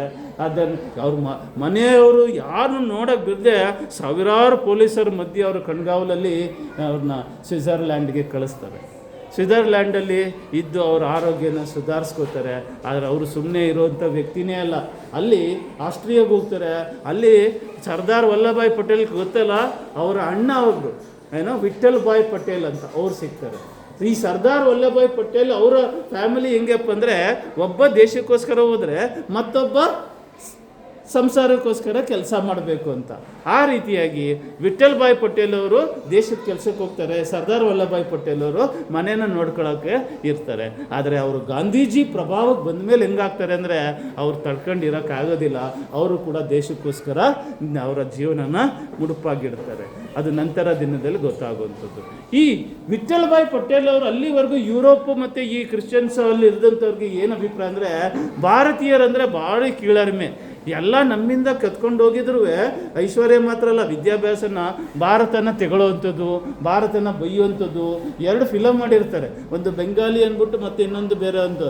ಅದನ್ನು ಭಾಳ ವ್ಯಕ್ತಿಯರನ್ನ ಕೀಳಾಗಿ ಪ್ರದರ್ಶನ ಮಾಡುವಂಥದ್ದನ್ನು, ಅದನ್ನು ಸ್ಟ್ರೈಕ್ ಮಾಡಿ ಅದನ್ನು ಪಬ್ಲಿಕ್ಕಾಗಿ ತೋರಿಸೋದನ್ನು ಬ್ಯಾನ್ ಮಾಡಿಸಿರ್ತಾರೆ. ಯಾರು ಸುಭಾಷ್ ಅವ್ರಿಗೆ ಒಂದು ಅಭಿಪ್ರಾಯ ಇರುತ್ತೆ. ಅವ್ರು ಪ್ರತಿ ಜಾಗಕ್ಕೆ ಹೋಗಿ ನಮ್ಮ ದೇಶದ ನಿಜವಾದ ಸಂಸ್ಕೃತಿ ಏನು, ನಮ್ಮ ದೇಶದ ತನ ಏನು, ಇದನ್ನು ತೋರಿಸ್ಕೊಡೋದು ಹೆಂಗೆ. ಎಲ್ಲರಿಗಿಂತ ಉನ್ನತವಾದಂತಹ ಜನಗಳು ಭಾರತೀಯರು, ಭಾರತದ ಬಗ್ಗೆ ಒಳ್ಳೆಯ ಅಭಿಪ್ರಾಯ ಮೂಡಿಸೋದು ವಿಠಲ್ ಭಾಯ್ ಅವರು ಮಾಡ್ತಾ ಇರ್ತಾರೆ. ಅದ್ರ ಜೊತೆಗೆ ಈಗ ಸುಭಾಷ್ ಅವರು ಗಂಟೆಗಟ್ಟಲೆ ಅವ್ರ ಜೊತೆ ಮಾತಾಡೋದಕ್ಕೆ ಶುರು ಮಾಡ್ತಾರೆ. ಎಲ್ಲ ಯುರೋಪಿನ ಜಾಗಕ್ಕೆ ಹೋಗಿ ಅವರ ಭಾರತ ಅಂದರೆ ಏನು, ಭಾರತ ಬಗ್ಗೆ ಗೌರವ ಬರುವಂತಹ ಭಾಷಣಗಳು, ಕೆಲಸಗಳನ್ನ ಮಾಡೋದಕ್ಕೆ ಶುರು ಮಾಡ್ತಾರೆ. ವಿಠಲ್ ಭಾಯಿ ಅವರು ಎಷ್ಟು ಯಾರೇನೆ ಈ ಸುಭಾಷ್ ಚಂದ್ರ ಬೋಸ್ ಅವರ ವ್ಯಕ್ತಿತ್ವ ಹೆಂಗಪ್ಪ ಅಂದರೆ, ಇವ್ರ ಹತ್ರ ಬಂದ ತಕ್ಷಣ ಒಬ್ಬ ಅನ್ಕೋತಾನಂತೆ ಮಂಡಲೆ ಜೈಲಲ್ಲಿ ಇರಬೇಕಾದ್ರೆ ಅಥವಾ ಹೊರಗಡೆ ಭಾಷಣ ಮಾಡ್ತಾ ಇರೋದು ನೋಡ್ಬೇಕಾದ್ರೆ ಇವ್ನು ಎಂಥ ದುರಂಕಾರಿ ಅಂತ. ಆ ಮಾಂಡಲೆ ಜೈಲಲ್ಲಿ ಅದೇ ವ್ಯಕ್ತಿ ಬಂದು ಮಾತಾಡಿಸಿದಾಗ ಇವರು ಇಂತಹ ವ್ಯಕ್ತಿನ ನಾನು ನೋಡೇ ಇಲ್ಲ, ಇಷ್ಟೊಂದು ಆತ್ಮೀಯವಾಗಿರೋರನ್ನ ನಾನು ನೋಡೇ ಇಲ್ಲ ಅಂತ ಅನ್ಕೋತಾ ಇದ್ರು. ಅದೇ ರೀತಿ ದಾಸ್ ಅವ್ರು ನೋಡಿದ್ರಿ, ಅವರು ಕೂಡ ನನ್ನ ಮಗ ಅಂತಲೇ ತೀರ್ಮಾನಿಸಿದ್ದು. ಆ ರೀತಿಯಾಗಿ ಇಡೀ ವಿಠಲ್ ಭಾಯ್ ಪಟೇಲು ಅವ್ರ ಎಂಟೈರ್ ಆಸ್ತಿನ ಸಾಯುವಂಥ ಸಮಯ ಬಂದಾಗ ಎಂಟೈರ್ ಆಸ್ತಿನ ಸುಭಾಷ್ ಚಂದ್ರ ಬೋಸ್ಗೆ ಹೆಸರು ಬಂತು. ಅದು ಇತಿಹಾಸದ ವಿಚಿತ್ರ ನೋಡಿದ್ರೆ ಸರ್ದಾರ್ ವಲ್ಲಭಾಯ್ ಪಟೇಲ್ ಅವ್ರು ಏನು ಮಾಡ್ತಾರೆ, ಕೇಸ್ ಹಾಕ್ತಾರೆ. ಹಾಗೆ ನೋಡಿ, ನಮ್ಮ ಅಣ್ಣನ ತಲೆ ಕೆಡಿಸ್ಬಿಟ್ಟು ಈ ಸುಭಾಷು ಅವನ ಆಸ್ತಿಗಳೆಲ್ಲ ಬರ್ಸ್ಕೊಬಿಟ್ಟಿದ್ದಾನೆ ಅಂತ 6 ವರ್ಷಗಳ ಕಾಲ ಇದಿರುತ್ತೆ. ಯಾಕೆ ವಿಠಲ್ ಭಾಯ್ ಪಟೇಲ್ ಬರೆದಿರ್ತಾರೆ ಅಂದರೆ, ಅವ್ರ ಆಸ್ತಿನ ಸುಭಾಷ್ ಅವರು ಸರಿಯಾಗಿ ನಿರ್ವಹಣೆ ಮಾಡ್ತಾರೆ. ಅದನ್ನು ಈ ದೇಶದ ಅಭಿವೃದ್ಧಿ ಅಥವಾ ಭಾರತದ ಬಗ್ಗೆ ಗೌರವ ಬರೆಸೋಂಥ ಕೆಲಸ ಏನು ಮಾಡಬೇಕು ಅಂತ ತೀರ್ಮಾನ ಮಾಡಿರ್ತಾರೋ, ಪ್ರತಿ ದೇಶದಲ್ಲೂ ನಮ್ಮ ದುಡ್ಡಲ್ಲಿ ಲೈಬ್ರರಿ ಇರಬೇಕು, ನಮ್ಮ ಸಾಹಿತ್ಯಗಳಿರಬೇಕು, ಒರಿಜಿನಲ್ ತೋರಿಸುವಂಥ ಸಾಹಿತ್ಯಗಳಿರಬೇಕು, ನಮ್ಮ ದೇಶ ಬಗ್ಗೆ ಗೌರವನ ಯಾರು ಕೀಳಾಗಿ ಮಾತಾಡಿದ್ರೆ ಅದು ಸರಿಯಾಗಿ ಉತ್ತರ ಕೊಟ್ಟು ಅದರ ಬಗ್ಗೆ ಗೌರವ ಮೂಡಿಸುವಂತಹ ಕೆಲಸ ಮಾಡಬೇಕು ಅಂತ ಅಂದ್ಕೊಂಡಿರ್ತಾರೋ ಅಂಥ ಕೆಲಸಗಳಿಗೆ ಬಳಕೆ ಆಗಲಿ ಅಂತ ವಿಠಲ್ ಭಾಯ್ ಪಟೇಲ್ ಅವರು ಇದು ಮಾಡ್ಕೊಂಡಿರ್ತಾರೆ. ಆದರೆ ವಿಚಿತ್ರ ಏನಪ್ಪ ಅಂದರೆ, ಆ ದುಡ್ಡು ಸಿಗಲ್ಲ. ಕೊನೆಗೆ ವಲ್ಲಭಾಯ್ ಪಟೇಲ್ ಅವ್ರ ಕೈಗೆ ಅದು ಹೋಗುತ್ತೆ. ಅವರು ಒಂದು ಸಂಸ್ಥೆಗೆ, ಗಾಂಧೀಜಿ ಅವರ ಸಂಸ್ಥೆಗೆ ಅದನ್ನೆಲ್ಲನೂ ಬರೆದ್ಬಿಡ್ತಾರೆ. ಆಗ ಅವ್ರ ಜೀವನ ಆಶಯನ ನಿರ್ವಹಿಸೋಕ್ಕಾಗಲಿಲ್ವಲ್ಲ ಅಂತ ಹೇಳಿ ಅವರು ಬೇಜಾರಾಗ್ತಾರೆ. ಇದು ಇತಿಹಾಸದ ಒಂದು ವಿಚಿತ್ರವಾದ ಸಂಗತಿ. ನಂತರದಲ್ಲಿ 1948-49 ಅದಕ್ಕೋಸ್ಕರ ಸರ್ದಾರ್ ವಲ್ಲಭಾಯ್ ಅಪರಾಧಿ ಪ್ರಜ್ಞೆ ಕಾಡ್ತಾ ಇರ್ಬೋದು ಅಂತ ಅನಿಸುತ್ತೆ ನನಗೆ. ಈ INA ಮತ್ತು ಸುಭಾಷ್ ಬಗ್ಗೆ ಒಂದು ಫಿಲಮ್ ತೆಗೆಸ್ತಾರೆ. ಆ ಫಿಲಮ್ ತೆಗೆಸಿದ್ದ ಪ್ರತಿಯೊಂದು ಕಾಪಿನ 1975-76 ಆಗಿದ್ದಂಥ ಪ್ರೈಮ್ ಮಿನಿಸ್ಟರ್ ಸುಟ್ಟಾಕಿಸ್ತಾರೆ. ಒಂದು ಕಾಪಿನೂ ಬಿಡದೇದಂಗೆ ಸುಟ್ಟಾಕಿಸ್ತಾರೆ. ಈ ರೀತಿ ಅವರ ಸಂಬಂಧಗಳನ್ನ ನಾವು ನೋಡ್ಬೋದು. ನೀವು ದೊಡ್ಡ ವ್ಯಕ್ತಿಗಳಾದವರು ದೇಶದ ಬಗ್ಗೆ ಬಂದಾಗ ಯಾವತ್ತೂ ಪರ್ಸನಲ್ ಆಗಿ ಏನು ಇಟ್ಕೊಂಡಿರಲ್ಲ ಅನ್ನೋದು ಇದರಿಂದ ಗೊತ್ತಾಗ್ತದೆ ನಮಗೆ. ಹಾಗಾಗಿ ವಿಠಲ್ ಭಾಯ್ ಪಟೇಲ್ ಅವರು ಇವರು ಕೂಡ ಅಲ್ಲಿ ನಡೆಸೋಂಥ ಕಾರ್ಯದಲ್ಲಿ ಒಂದು ಮಾತನ್ನು ಅಂದ್ಬಿಡ್ತಾರೆ. ಮೀಟಿಂಗ್ ಮಾಡಬೇಕಾದ್ರೆ, ಪ್ರೆಸ್ ಮೀಟ್ ಮಾಡಬೇಕಾದ್ರೆ, ಈ ಗಾಂಧೀಜಿ ಅವ್ರಿಗೆ ಕೆಲಸ ಮಾಡೋಕ್ಕಾಗ್ತಿಲ್ಲ ಅಂದರೆ ಅವ್ರು ಇನ್ನು ರಿಟೈರ್ಡ್ ಆಗ್ಬೋದು ಅಂತ. ಇದು ಕಾಡಿಗಿಚ್ಚಿನಂತ ಹಬ್ಬಿಸಿ ಅವ್ರ ಮೇಲೆ ಇನ್ನಷ್ಟು ಗಾಂಧಿಯನ್ಸ್ಗಳ ಮೇಲೆ ದ್ವೇಷ ಬರೆಸೋಕ್ಕೆ, ಸುಭಾಷ್ ಅವ್ರ ಮೇಲೆ ವಿರೋಧಿಸೋಕ್ಕೆ ಕಾರಣ ಆಗ್ತದೆ. ಹಾಗಾಗಿ ಒಂದು ಪ್ರಶ್ನೆ ಕೇಳ್ತಾರೆ, ಹಂಗಾರೆ ಶಾಂತಿ ಮಾರ್ಗದಿಂದ ನಿಮ್ಮ ಸ್ವತಂತ್ರ ಸಾಧ್ಯ ಇಲ್ಲ ಅಂದರೆ ಏನೋ ಕ್ರಾಂತಿ ಮಾರ್ಗ ಹಿಡಿತೀರೇನೋ ಅಂತ ಕೇಳ್ತಾರೆ. ಆಗ ಸುಭಾಷ್ ಅವ್ರು ಹೇಳ್ತಾರೆ, ಏನೋ ನೀವು ಅಂದ್ಕೊಂಡಿದ್ದೀರಾ ನಮ್ಮ ಯುವಕರು ತಮ್ಮ ರಕ್ತನ ಬಸಿಯಲ್ಲ ಸ್ವತಂತ್ರಕ್ಕೆ ಅಂತ ಅಂದ್ಕೋತಾರೆ ಅಂತ. ಅಂದರೆ ರಕ್ತ ಹರಿಸೋಕ್ಕೆ ಯಾವುದೇ ಹಿಂಜರಿಕೆ ತೋರಿಸೋದಿಲ್ಲ ಅಂತ ಅಂತಾರೆ. ಆಗ ಈ Vithal Bhai Patel speaking the language of youth ಅಂತ ಕರೀತಾರೆ ಅವ್ರನ್ನ. ಇದು ಈ ಕ್ರಾಂತಿ, ಈ ಮಾತು ಗಾಂಧೀಜಿ ಪಾಳ್ಯದಲ್ಲಿ ಒಂದು ದೊಡ್ಡದಾದಂತಹ ಗುಸುಗುಸು ಇದು ಮಾಡೋಕ್ಕೆ, ಅವ್ರ ವಿರುದ್ಧ ಪಿತೂರಿ ನಡೆಸೋಕ್ಕೆ ಕಾರಣ ಆಗೋಗ್ತದೆ. ನಂತರದಲ್ಲಿ ಅವರು ಸುಧಾರಿಸ್ಕೊಂಡು ಭಾರತಕ್ಕೆ ಬರ್ತಾರೆ. ಭಾರತಕ್ಕೆ ಬಂದಾಗ ಈಗ ಸಾಕಷ್ಟು ದೇಶದಾದ್ಯಂತ ಓಡಾಟನ ಮಾಡ್ತಾರೆ. ಯುವಕರು ಉದ್ದೇಶಿಸಿ ಮಾತಾಡ್ತಾರೆ. ಉದ್ದೇಶಿಸಿ ಮಾತಾಡಬೇಕಾದ್ರೆ 1927 ಫಸ್ಟ್ ಟೈಮು ಕಾನೂನುಗಳು ನಮ್ಮ ದೇಶಕ್ಕೆ ನಮ್ಮದೇ ಸ್ವಂತ ಕಾನೂನುಗಳು ಇರಬೇಕು. By the people. ಆ ಕಾನ್ಸ್ಟಿಟ್ಯೂಷನ್ ಹಿಂಗಿರ್ಬೇಕಪ್ಪ ಅಂದರೆ by the people, for the people, to the people ಅಂತ ಏನು ಕೊಟ್ಟಿದ್ದೀವಿ ಅದು ಕೊಟ್ಟಿದ್ದೆ ಸುಭಾಷ್ ಚಂದ್ರ ಬೋಸ್ ಅವರು. ಆ ಥರ ಇರಬೇಕು. ಮತ್ತು ನಾನೊಬ್ಬ ಬರೆದ ಮಟ್ಟಕ್ಕೆ ಅದು ಕಾನ್ಸ್ಟಿಟ್ಯೂಟ್ ಅಂದರೆ ಸಾವಿರಾರು ಜನ, ಲಕ್ಷಾಂತರ ಜನದ ಒಳಿತಿಗಾಗಿ ಬರೆಯುವಂತಹ ಕಾನೂನುಗಳನ್ನ ನಾವು ಕಾನ್ಸ್ಟಿಟ್ಯೂಷನ್ ಅಂತೀವಿ. ಹಾಗಾಗಿ ನಮ್ಮ ದೇಶ ಹೆಂಗಿರ್ಬೇಕಂದ್ರೆ, ನಾವು ತಿನ್ನೋ ಅನ್ನ, ಬಿಡೋಂಥ ಬಟ್ಟೆ, ನಾವು ಉಪಯೋಗಿಸುವಂಥ ಟೆಕ್ನಾಲಜಿ, ವಿದ್ಯಾಭ್ಯಾಸ ಪ್ರತಿಯೊಂದು ನಮ್ಮ ಸ್ವಂತದೇ ಆಗಿರಬೇಕು. ಅದೇ ಥರ ನಮ್ಮ ಕಾನೂನುಗಳು ಕೂಡ ನಮ್ಮದೇ ಸ್ವಂತದಾಗಿರಬೇಕು ಅಂತ ಹೇಳಿ ಇಡೀ ಕಾನೂನುಗಳನ್ನ ರೂಪರೇಷೆನ ಕೊಟ್ಟು ಅದನ್ನು 29ರಲ್ಲಿ ರಿಪಬ್ಲಿಕ್ ಡೇ ಅಂತ ನಾಳಿದ್ದು ಬರ್ತಾ ಇದೆ. ಆ ರಿಪಬ್ಲಿಕ್ ಡೇ ಮೊದಲನೆಯ ರೂವಾರಿ ನೇತಾಜಿ ಸುಭಾಷ್ ಚಂದ್ರ ಬೋಸ್ ಅವರು.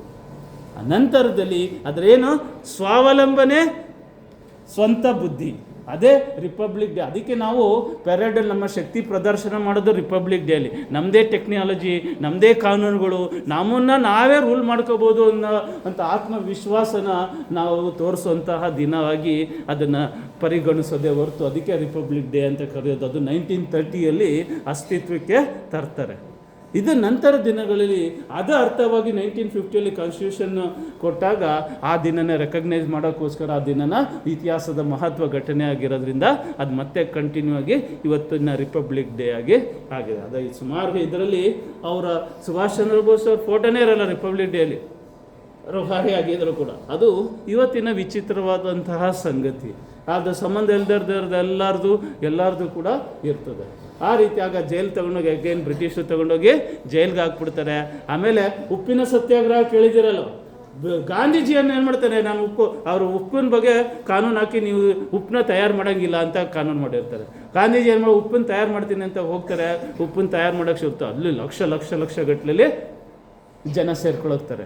ಜನ ಸೇರ್ಕೊಂಡಾಗ ಇವ್ರೇನು ಮಾಡ್ತಾರೆ, ಇನ್ನೇನು ಕ್ರಾಂತಿ ಹದ್ಬಿಡ್ತು, ಆಂದೋಲನ ಹಬ್ಬಿತು, ಇನ್ನೇನು ಸ್ವತಂತ್ರ ಬಂದ್ಬಿಡುತ್ತೆ ಅನ್ನೋಷ್ಟೊತ್ತಿಗೆ ಒಂದು ಸಣ್ಣ ಪುಟ್ಟ ಇದನ್ನು ಕೊಟ್ಟು ಒಂದಷ್ಟು ಜನನ ಬಿಡುಗಡೆ ಮಾಡ್ತೀವಿ, ಇನ್ನೊಂದಷ್ಟು ಗಾಂಧೀಜಿ ಮತ್ತು ಬ್ರಿಟಿಷವ್ರ ಜೊತೆ ಕಾಂಪ್ರಮೈಸ್ ಆಗಿಬಿಡ್ತಾರೆ. ಅದರಿಂದ ಒಂದಷ್ಟು ಸುಭಾಷ್ ಅವರು, ಪಟೇಲ್ ಅವರು ಎಲ್ಲ ಜೈಲಲ್ಲಿದ್ದವರು ಮತ್ತೆ ವಾಪಸ್ ಬರ್ತಾರೆ. ಆಗ ಇನ್ನೊಂದು ದೊಡ್ಡ ಘಟನೆ ನಡೆದೋಗ್ತದೆ. ಯಾವುದು ಭಗತ್ ಸಿಂಗ್ನ ಘಟನೆ. ಭಗತ್ ಸಿಂಗ್ನ ಜೈಲ್ಗೆ ನಿಮಗೆಲ್ಲ ಗೊತ್ತೆ, ಸ್ಯಾಂಡರ್ ಸತಿಯಲ್ಲಿ ಜೈಲ್ಗೆ ಹಾಕ್ಬಿಟ್ಟಿರ್ತಾರೆ. ಆದರೆ ಗಾಂಧೀಜಿಯವ್ರ ಇಡೀ ದೇಶದ ಜನ ಎಲ್ಲ ಕೇಳ್ತಾ ಇರ್ತಾರೆ, ಅವ್ರು ಬಿಡುಗಡೆ ಮಾಡಿಸಿ. ಗಾಂಧೀಜಿ ಹೇಳ್ತಾರೆ, ಇವ್ನು ನನ್ನ ದಾರಿಯವನಲ್ವಲ್ಲ, ಹಂಗಾಗಿ ನಾನು ಅವನ್ನ ಸಾಯಿಸ್ಬಿಡಿ ಅಂತ ಹೇಳೋಕ್ಕೆ, ನೇಣಾಕ್ಬಿಡಿ ಅಂತ ಹೇಳೋಕ್ಕೆ ಆಗೋದಿಲ್ಲ ಅಂತ ಅಂದ್ಬಿಡ್ತಾರೆ. ಇದು ಜನಗಳಿಗೆ ಅಲ್ಲಿಂದ ಗಾಂಧೀಜಿಯ ವಿರೋಧ ಶುರು ಆಗೋಗ್ತದೆ. ಕಪ್ಪು ಬಟ್ಟೆ ತರಿಸುವಂಥದ್ದು, ಗಾಂಧಿ ವಿರುದ್ಧ ಘೋಷಣೆಗಳನ್ನ ಹಾಕುವಂಥದ್ದು. ಆದರೆ ಸುಭಾಷ್ ಅವರು ಮನಗಣ್ತಾರೆ, ಇಂಥ ಸಮಯನ ನಾವು ವೇಸ್ಟ್ ಆಗೋದಕ್ಕೆ ಬಿಡಬಾರ್ದು ಅಂತ ಹೇಳಿ ಮತ್ತಷ್ಟು ಜನಗಳನ್ನ ಉದ್ದೇಶಿಸಿ ಭಗತ್ ಸಿಂಗಿನ ಪರವಾಗಿ ಮಾತಾಡಿ ಅದನ್ನು ಜನಗಳನ್ನ ಸಂಘಟಿಸಿ, ಈ ದೇಶದ ಒಬ್ಬೊಬ್ಬ ವ್ಯಕ್ತಿ ಕೂಡ ಭಗತ್ ಸಿಂಗ್ ಯಾಕೆ ಹುತಾತ್ಮನಾದ, ಯಾಕೆ ಅವನು ನೇಣು ಗಂಬನ ಖುಷಿಯಿಂದ ಹೇರ್ದ ಅಂತ ಹೇಳೋದಕ್ಕೆ ಅರ್ಥ ಮಾಡಿಸಿ ಮತ್ತಷ್ಟು ಕ್ರಾಂತಿಕಾರಿಗಳನ್ನ ಸೃಷ್ಟಿ ಮಾಡೋದಕ್ಕೆ ಪ್ರಯತ್ನಿಸ್ತಾರೆ. ಹೇಗೆ ಕಾಂಗ್ರೆಸ್ಸಿಗೆ ಅದು ಆಗೋದಿಲ್ಲ. ಹಾಗಾಗಿ ಮತ್ತೆ ಅವರಲ್ಲಿ ಅಸಮಾಧಾನ ಆಗುತ್ತೆ. ಮತ್ತು ಬ್ರಿಟಿಷರು ಅವ್ರನ್ನ ಜೈಲ್ಗೆ ಹಾಕ್ತಾರೆ. ಮತ್ತು ಫಸ್ಟ್ ಏನು ಯುರೋಪ್ಗೆ ಆಫರ್, ಮತ್ತೆ ಅವರ ಆರೋಗ್ಯ ಜರ್ಜರಿತ ಆಗುತ್ತೆ. ಜರ್ಜರಿತ ಆದಮೇಲೆ ಮತ್ತೆ ಅವ್ರೇನು ಆಫರ್ ಕೊಟ್ಟಿದ್ರೋ ಅದೇ ಥರ ಆಫರ್ನ ಈಗಲೂ ಕೊಡ್ತಾರೆ. ಈಗ ನಿಮ್ಮ ಸ್ವಂತ ದುಡ್ಡಲ್ಲಿ ಯುರೋಪ್ಗೆ ಹೋಗೋದಾದರೆ ನಮಗೇನು ತೊಂದರೆ ಇಲ್ಲ ಅಂತ. ಮತ್ತು ಅವರು ನೇತಾಜಿ ಯುರೋಪ್ಗೆ ಹೋಗ್ತಾರೆ. ಯುರೋಪ್ ಹೋದ್ಮೇಲೆ ಅಲ್ಲಿ ಇಟಾಲಿ ಲೀಡರು ಮತ್ತು ಜರ್ಮನಿ ಲೀಡರ್ಸು ಎಲ್ಲರನ್ನೂ ಮೀಟ್ ಮಾಡಿ, ಮಿಸಲೋನಿ ಇವ್ರನ್ನೆಲ್ಲರೂ ಮೀಟ್ ಮಾಡಿ ನಮ್ಮ ದೇಶದ ಸ್ವಾತಂತ್ರ್ಯಕ್ಕೆ ಯಾವ ರೀತಿ ಸಹಾಯ ಮಾಡ್ತೀರಿ ಅಂತ ಅದೆಲ್ಲನೂ ಮಾತಾಡ್ಕೊಂಡು ಬರ್ತಾರೆ. ನೀವು ಶಾಂತಿ, ಆಗ ಮುಸಲೋನಿ ಹೇಳ್ತಾನೆ, ಶಾಂತಿಯ ಮಾರ್ಗ ಅತ್ಯಂತ ಶ್ರೇಷ್ಠ ಮಾರ್ಗನೇ, ಆದರೆ ಶಾಂತಿಯ ಮಾರ್ಗ ಕೆಲಸ ಮಾಡುತ್ತಾ ಒಬ್ಬರನ್ನ ಬಿಟ್ಟು ಓಡಿಸ್ಬೇಕಾದ್ರೆ ಅಂತ ಕೇಳಿದಾಗ ಆಗ ನೇತಾಜಿ ಅವ್ರು ಹೇಳ್ತಾರೆ, ಖಂಡಿತ ಇಲ್ಲ, ಅದರಿಂದ ಸ್ವತಂತ್ರ ಸಿಗುತ್ತೆ ಅಂತ ನನಗೂ ಕೂಡ ನಂಬಿಕೆ ಇಲ್ಲ. ಹಾಗಾದರೆ ನೀವು ಕ್ರಾಂತಿ ಇಳಿತೀರೇನು ಅಂತ ಕೇಳಿದಾಗ ಖಂಡಿತವಾಗಿ ಅದು ಶ್ರೇಷ್ಠ ಮಾರ್ಗ ಅಂತ ಗೊತ್ತಾದ ಮೇಲೆ ನಾವು ಅದರದ್ದು ಬಿಟ್ಟು ಹೋರಾಟ ಮಾಡೋದಕ್ಕೆ ಹೇಗೆ ಸಾಧ್ಯ? ಹಾಗಾದರೆ ನಿಮ್ಮದು ನೆಕ್ಸ್ಟ್ ಪ್ಲ್ಯಾನ್ ಏನು ಅಂತ ಕೇಳ್ತಾರೆ. ಹಾಗಾದರೆ ಫಸ್ಟ್ ಪ್ಲ್ಯಾನ್ ಮಾಡ್ಕೊಳ್ಳಿ, ಏನು ಸಹಾಯ ಬೇಕು ನಮ್ಮಿಂದ ತಗೊಳ್ಳಿ. ಭಾರತನ ಸ್ವತಂತ್ರವಾಗಿ ನೋಡೋದು ನಮ್ಮದು ಪರಮ ಗುರಿ ಕೂಡ ಹೌದು ಅಂತ ಅವರು ಕೂಡ ಹೇಳ್ತಾರೆ. ಈ ರೀತಿ ಯಾರು ಬ್ರಿಟಿಷರ ವಿರೋಧಿಗಳಿರ್ತಾರೋ ಅವ್ರನ್ನೆಲ್ಲ ಸಂಘಟಿಸಿ ನಮ್ಮ ದೇಶದಲ್ಲಿ, ನನ್ನ ಫ್ರೆಂಡ್ ಒಬ್ಬ ಮೊನ್ನೆ ಅಥವಾ ಒಂದು 2 ವಾರದಿಂದ ಒಂದು ಮೆಸೇಜ್ ಮಾಡ್ದ, ಸೆಕೆಂಡ್ ವರ್ಲ್ಡ್ ವಾರಲ್ಲಿ ಎಷ್ಟು ಜನ ಭಾರತೀಯರು ಪಾರ್ಟಿಸಿಪೇಟ್ ಮಾಡಿದ್ರು ಅಂತ. ಭಾರತೀಯರು ಕೆಲವರು ಹೇಳಿದ್ರೆ ಕೇವಲ 4 ಲಕ್ಷ ಜನ ಅಂತ ಹೇಳಿದ್ರು. ನಾನು ಅದು ಒಂದು ಸ್ವಲ್ಪ ಹುಡುಕೋದಕ್ಕೆ ಶುರು ಮಾಡಿದೆ. ಅವರು ಡೈರೆಕ್ಟಾಗಿ ಬಂದಂಥ ಮೊದಲೇ ಸ್ಟೇಟ್ಮೆಂಟ್ ಏನಪ್ಪ ಅಂದರೆ 2.5 ಮಿಲಿಯನ್, 25 ಲಕ್ಷಕ್ಕಿಂತ ಜಾಸ್ತಿ ಭಾರತೀಯರು ಪಾರ್ಟಿಸಿಪೇಟ್ ಮಾಡಿದ್ದು. 4 ಲಕ್ಷ ಲೆಕ್ಕ ಇರೋದೇ 90,000 ಜನ ಅದರಲ್ಲಿ ಭಾರತೀಯರು ಸತ್ತಿದ್ದು, ಆದರೆ 4 ಲಕ್ಷಕ್ಕಿಂತ ಹೆಚ್ಚು ಅಂತ ಹೇಳುತ್ತೆ. ಅಂದರೆ ಇಡೀ ಸೆಕೆಂಡ್ ವರ್ಲ್ಡ್ ವಾರ್ಗೆ ಎಷ್ಟು ಸೈನಿಕರನ್ನು ಒದಗಿಸ್ಕೊಟ್ಟಿದ್ದು ಭಾರತ. ಈ ಇಂಗ್ಲೆಂಡ್ ಅವರಿಗೆ ಶಕ್ತಿ ಏನಪ್ಪ ಅಂದರೆ ಭಾರತೀಯ ಸೈನಿಕರೇ. ಇದನ್ನು ಅವರು ತೋರಿಸ್ಕೊಡ್ತಾರೆ. ಸುಭಾಷ್ ಚಂದ್ರ ಬೋಸ್ ಅವರು ಜರ್ಮನಿ, ಇಟಾಲಿ ಅವ್ರಿಗೆ ತೋರಿಸ್ಕೊಡ್ತಾರೆ. ಹಾಗಾಗಿ ಭಾರತೀಯರೇ ಅವ್ರ ಶಕ್ತಿ. ಸೈನಿಕರು ನಿಮ್ಮ ಜೊತೆ ಅವ್ರ ವಿರುದ್ಧ ಕೆಲಸ ಮಾಡಿದ್ರೆ ಆಗ ನಿಮ್ಗೆ ಜಯ. ಮತ್ತು ಭಾರತನ ಸ್ವತಂತ್ರಗೊಳಿಸೋದನ್ನ ಸ್ಟಾಪ್ ಮಾಡೋದಕ್ಕೆ ಯಾರಿಂದಲೂ ಸಾಧ್ಯ ಇಲ್ಲ ಅನ್ನೋಂತಹ ಪ್ಲ್ಯಾನ್ನ ಅವ್ರು ಹೇಳ್ತಾರೆ. ನಂತರದಲ್ಲಿ ನೆಹರು ಅವರು ಅಧ್ಯಕ್ಷರಾಗ್ಬಿಡ್ತಾರೆ. ಇದ್ದಿದ್ದಂಗೆ ಗಾಂಧೀಜಿ ನೆಹರನ್ನ ಕಾಂಗ್ರೆಸ್ನ ಅಧ್ಯಕ್ಷ ಮಾಡಿಬಿಡ್ತಾರೆ. ಅದಾದಮೇಲೆ ಇನ್ನೊಂದು ವರ್ಷ ನನಗೆ ಆಸೆ ಬೇಕು, ನನಗೆ ಬೇಕು ಅಂತೇಳಿ 2ನೇ ವರ್ಷನ ಅವರೇ ಆಗಿಬಿಡ್ತಾರೆ. ಈಗ ಇಡೀ ದೇಶದ ಎಲ್ಲ ಜನಗಳು ನೆಕ್ಸ್ಟ್ ಅಧ್ಯಕ್ಷರು ಸುಭಾಷ್ ಅವರು ಆಗಬೇಕು ಅಂತ ಕೂಗೆದ್ದೊಳ್ಬಿಡುತ್ತೆ. ಈಗ ಗಾಂಧೀಜಿಯವ್ರ ಜೊತೆಗೆ ಇವರು ಒಂದು ಸ್ವಲ್ಪ ಸಾಫ್ಟಾಗಿ ಮೂವ್ ಮಾಡೋದಕ್ಕೆ ಶುರು ಮಾಡ್ತಾರೆ, ಮಾತಾಡೋಕ್ಕೆ ಶುರು ಮಾಡ್ತಾರೆ. ಅದರ ಲಾಭನೂ ಕೂಡ ಅವ್ರಿಗಾಗುತ್ತೆ. 1938ರಲ್ಲಿ ಕಾಂಗ್ರೆಸ್ಸಿನ ಅಧ್ಯಕ್ಷರು ಆಗ್ತಾರೆ. ಈಗ ಅಧ್ಯಕ್ಷ ಭಾಷಣ ಮಾಡಬೇಕು. ಅಧ್ಯಕ್ಷ ಭಾಷಣ ಪ್ರತಿಯೊಬ್ಬರೂ ಕೂಡ ನೇತಾಜಿಯವ್ರದ್ದು ಓದಲೇಬೇಕಾಗಿರೋಂಥ ಒಂದು ಭಾಷಣ, ಒಂದು 4-5 ಪೇಜಷ್ಟು ಅದು ಇದ್ದಾವೆ. ಅದರಲ್ಲಿ ಹೇಳ್ತಾರೆ, ಶಾಂತಿ ಮಾರ್ಗ ಅತ್ಯಂತ ಶ್ರೇಷ್ಠ ಮಾರ್ಗದ ಮಾರ್ಗ. ಗಾಂಧೀಜಿಯವ್ರನ್ನ ಫಸ್ಟು ವಹಿಸ್ಕೊತಾರೆ. ನಂತರದಲ್ಲಿ ನಮಗೆ ಈ ಶಾಂತಿ ಮಾರ್ಗದಿಂದ ನಮಗೆ ಸ್ವತಂತ್ರ ಗಳಿಸ್ಕೊಡೋಕ್ಕಾಗದೆ ಹೋದರೆ ನಾವು ಕ್ರಾಂತಿಯ ಮಾರ್ಗನ ಅನುಸರಿಸಲೇಬೇಕು ಅಂತ, ಅದಕ್ಕೆ ಯಾವುದೇ ರೀತಿಯಾದ ಹಿಂಜರಿಕೆ ಇರಬಾರ್ದು ಅಂತ ಹೇಳ್ತಾರೆ. ಮತ್ತು ನಮ್ಮ ದೇಶದಲ್ಲಿ ಯಾವುದು small scale industry, medium scale industry, large scale industry ಏನು ಯಾರು ಪ್ಲ್ಯಾನ್ಗಳು ಹಾಕಿರ್ಬೇಕು, ಅದ್ರ ಬಗ್ಗೆ ಪ್ರತಿಯೊಬ್ಬರೂ ಒತ್ತು ಕೊಟ್ಟು ನಮ್ಮ ಸ್ವಾವಲಂಬನೆನ ಸಾಧಿಸಬೇಕು ಅಂತ ಹೇಳ್ತಾರೆ. ಮತ್ತು ಅಲ್ಲಿವರೆಗೂ ನೋಡಿ ಯಾರು ಮಾತಾಡದೇ ಇರೋ ವಿಷಯ ಪಾಪ್ಯುಲೇಷನ್ ಎಕ್ಸ್ಪ್ಲೋಷನ್.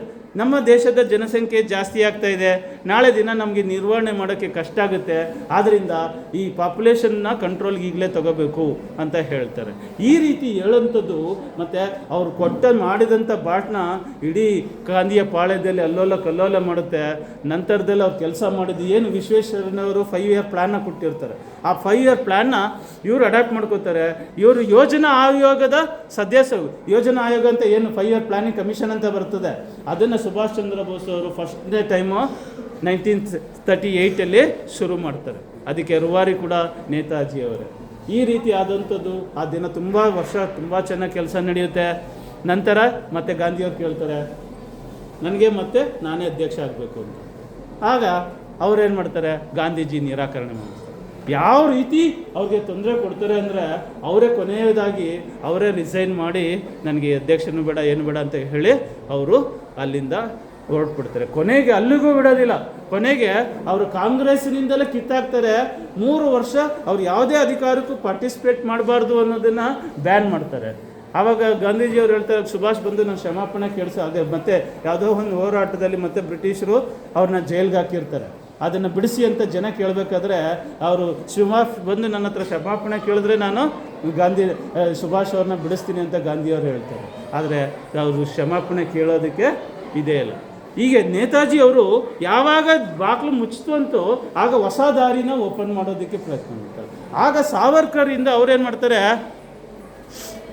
ಅವ್ರಿಗೆ ಹೊಸ ದಾರಿ ಕಾಣುತ್ತೆ. ಸಾವರ್ಕರ್ ಏನು ಹೇಳ್ತಾರೆ, ಏನು ಭಾರತೀಯರು ಕೈದಿಗಳಿದಾರಲ್ಲ ಜಪಾನಲ್ಲಿ, ಜರ್ಮನಿಯಲ್ಲಿ, ಇವ್ರನ್ನ ಒಗ್ಗೂಡಿಸ್ಕೊಂಡು ನೀವೇನಾದ್ರು ಭಾರತದ ಮೇಲೆ ಬೆಂಗಾಲ್ ಕೊಲ್ಲಿ ಮುಖಾಂತರನ ಇಲ್ಲಾಂದರೆ ಅಸ್ಸಾಂ ಮುಖಾಂತರನ ದಾಳಿ ಮಾಡಿದ್ರೆ ಆಗ ಭಾರತಕ್ಕೆ ಸ್ವತಂತ್ರ ಬರ್ಬೋದು ಅಂತ ಹೊಸ ಐಡಿಯಾಗಳು. ಇದು ಅವರ ಮನಸ್ಸಿನಲ್ಲೇ ರೋಮಾಂಚನವನ್ನು ಉಂಟು ಮಾಡ್ತದೆ.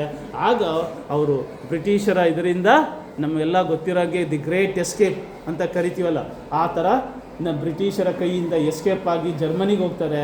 ಅದೇ ಒಂದು ದೊಡ್ಡ ಕತೆ. ಈ ಜರ್ಮನಿಯಿಂದ ಹಡಗಲ್ಲಿ ಬರಬೇಕಾದ್ರೆ ಅಂದರೆ ಈ ಸಬ್ಮೇರಿನಲ್ಲಿ ಫಸ್ಟ್ ಸಬ್ಮೇರಿನ್ ಅಡ್ವೆಂಚರ್ ಅಂತ ಇದ್ರೆ ಅದು ಕೂಡ ಸುಭಾಷ್ ಹೆಸರಿಗೆ ಸೇರಿರೋದು. Longest ಸಬ್ಮೇರಿನ್ adventure. 6 ರಿಂದ 7 ತಿಂಗಳ ಕಾಲ ಆ ಅಡ್ವೆಂಚರ್ ನೀರೊಳಗಡೆನೇ ಬರಬೇಕು, ಕುತ್ತಿ ಜಾಗದಲ್ಲೇ ಕುತ್ಕೋಬೇಕು. ಅದಕ್ಕೆ ಅವರ ಆಧ್ಯಾತ್ಮಿಕ ಶಕ್ತಿ, ಅವರ ಅಧ್ಯಯನಶೀಲತೆ ಅಲ್ಲಿ ಬಹಳ ಕೆಲಸಕ್ಕೆ ಬರ್ತದೆ. ಈ ಆಫ್ರಿಕಾದ ಹತ್ರ ಕೇಪ್ ಆಫ್ ಗುಡ್ ಹೋಪ್ ಇದೆಯಲ್ಲ, ಅದತ್ರ ಇಲ್ಲಿ ಜಪಾನ್ ಅವರ ಸಬ್ಮೇರಿನ್, ಇಲ್ಲಿ ಜರ್ಮನಿಯವರ ಸಬ್ಮೇರಿನ್.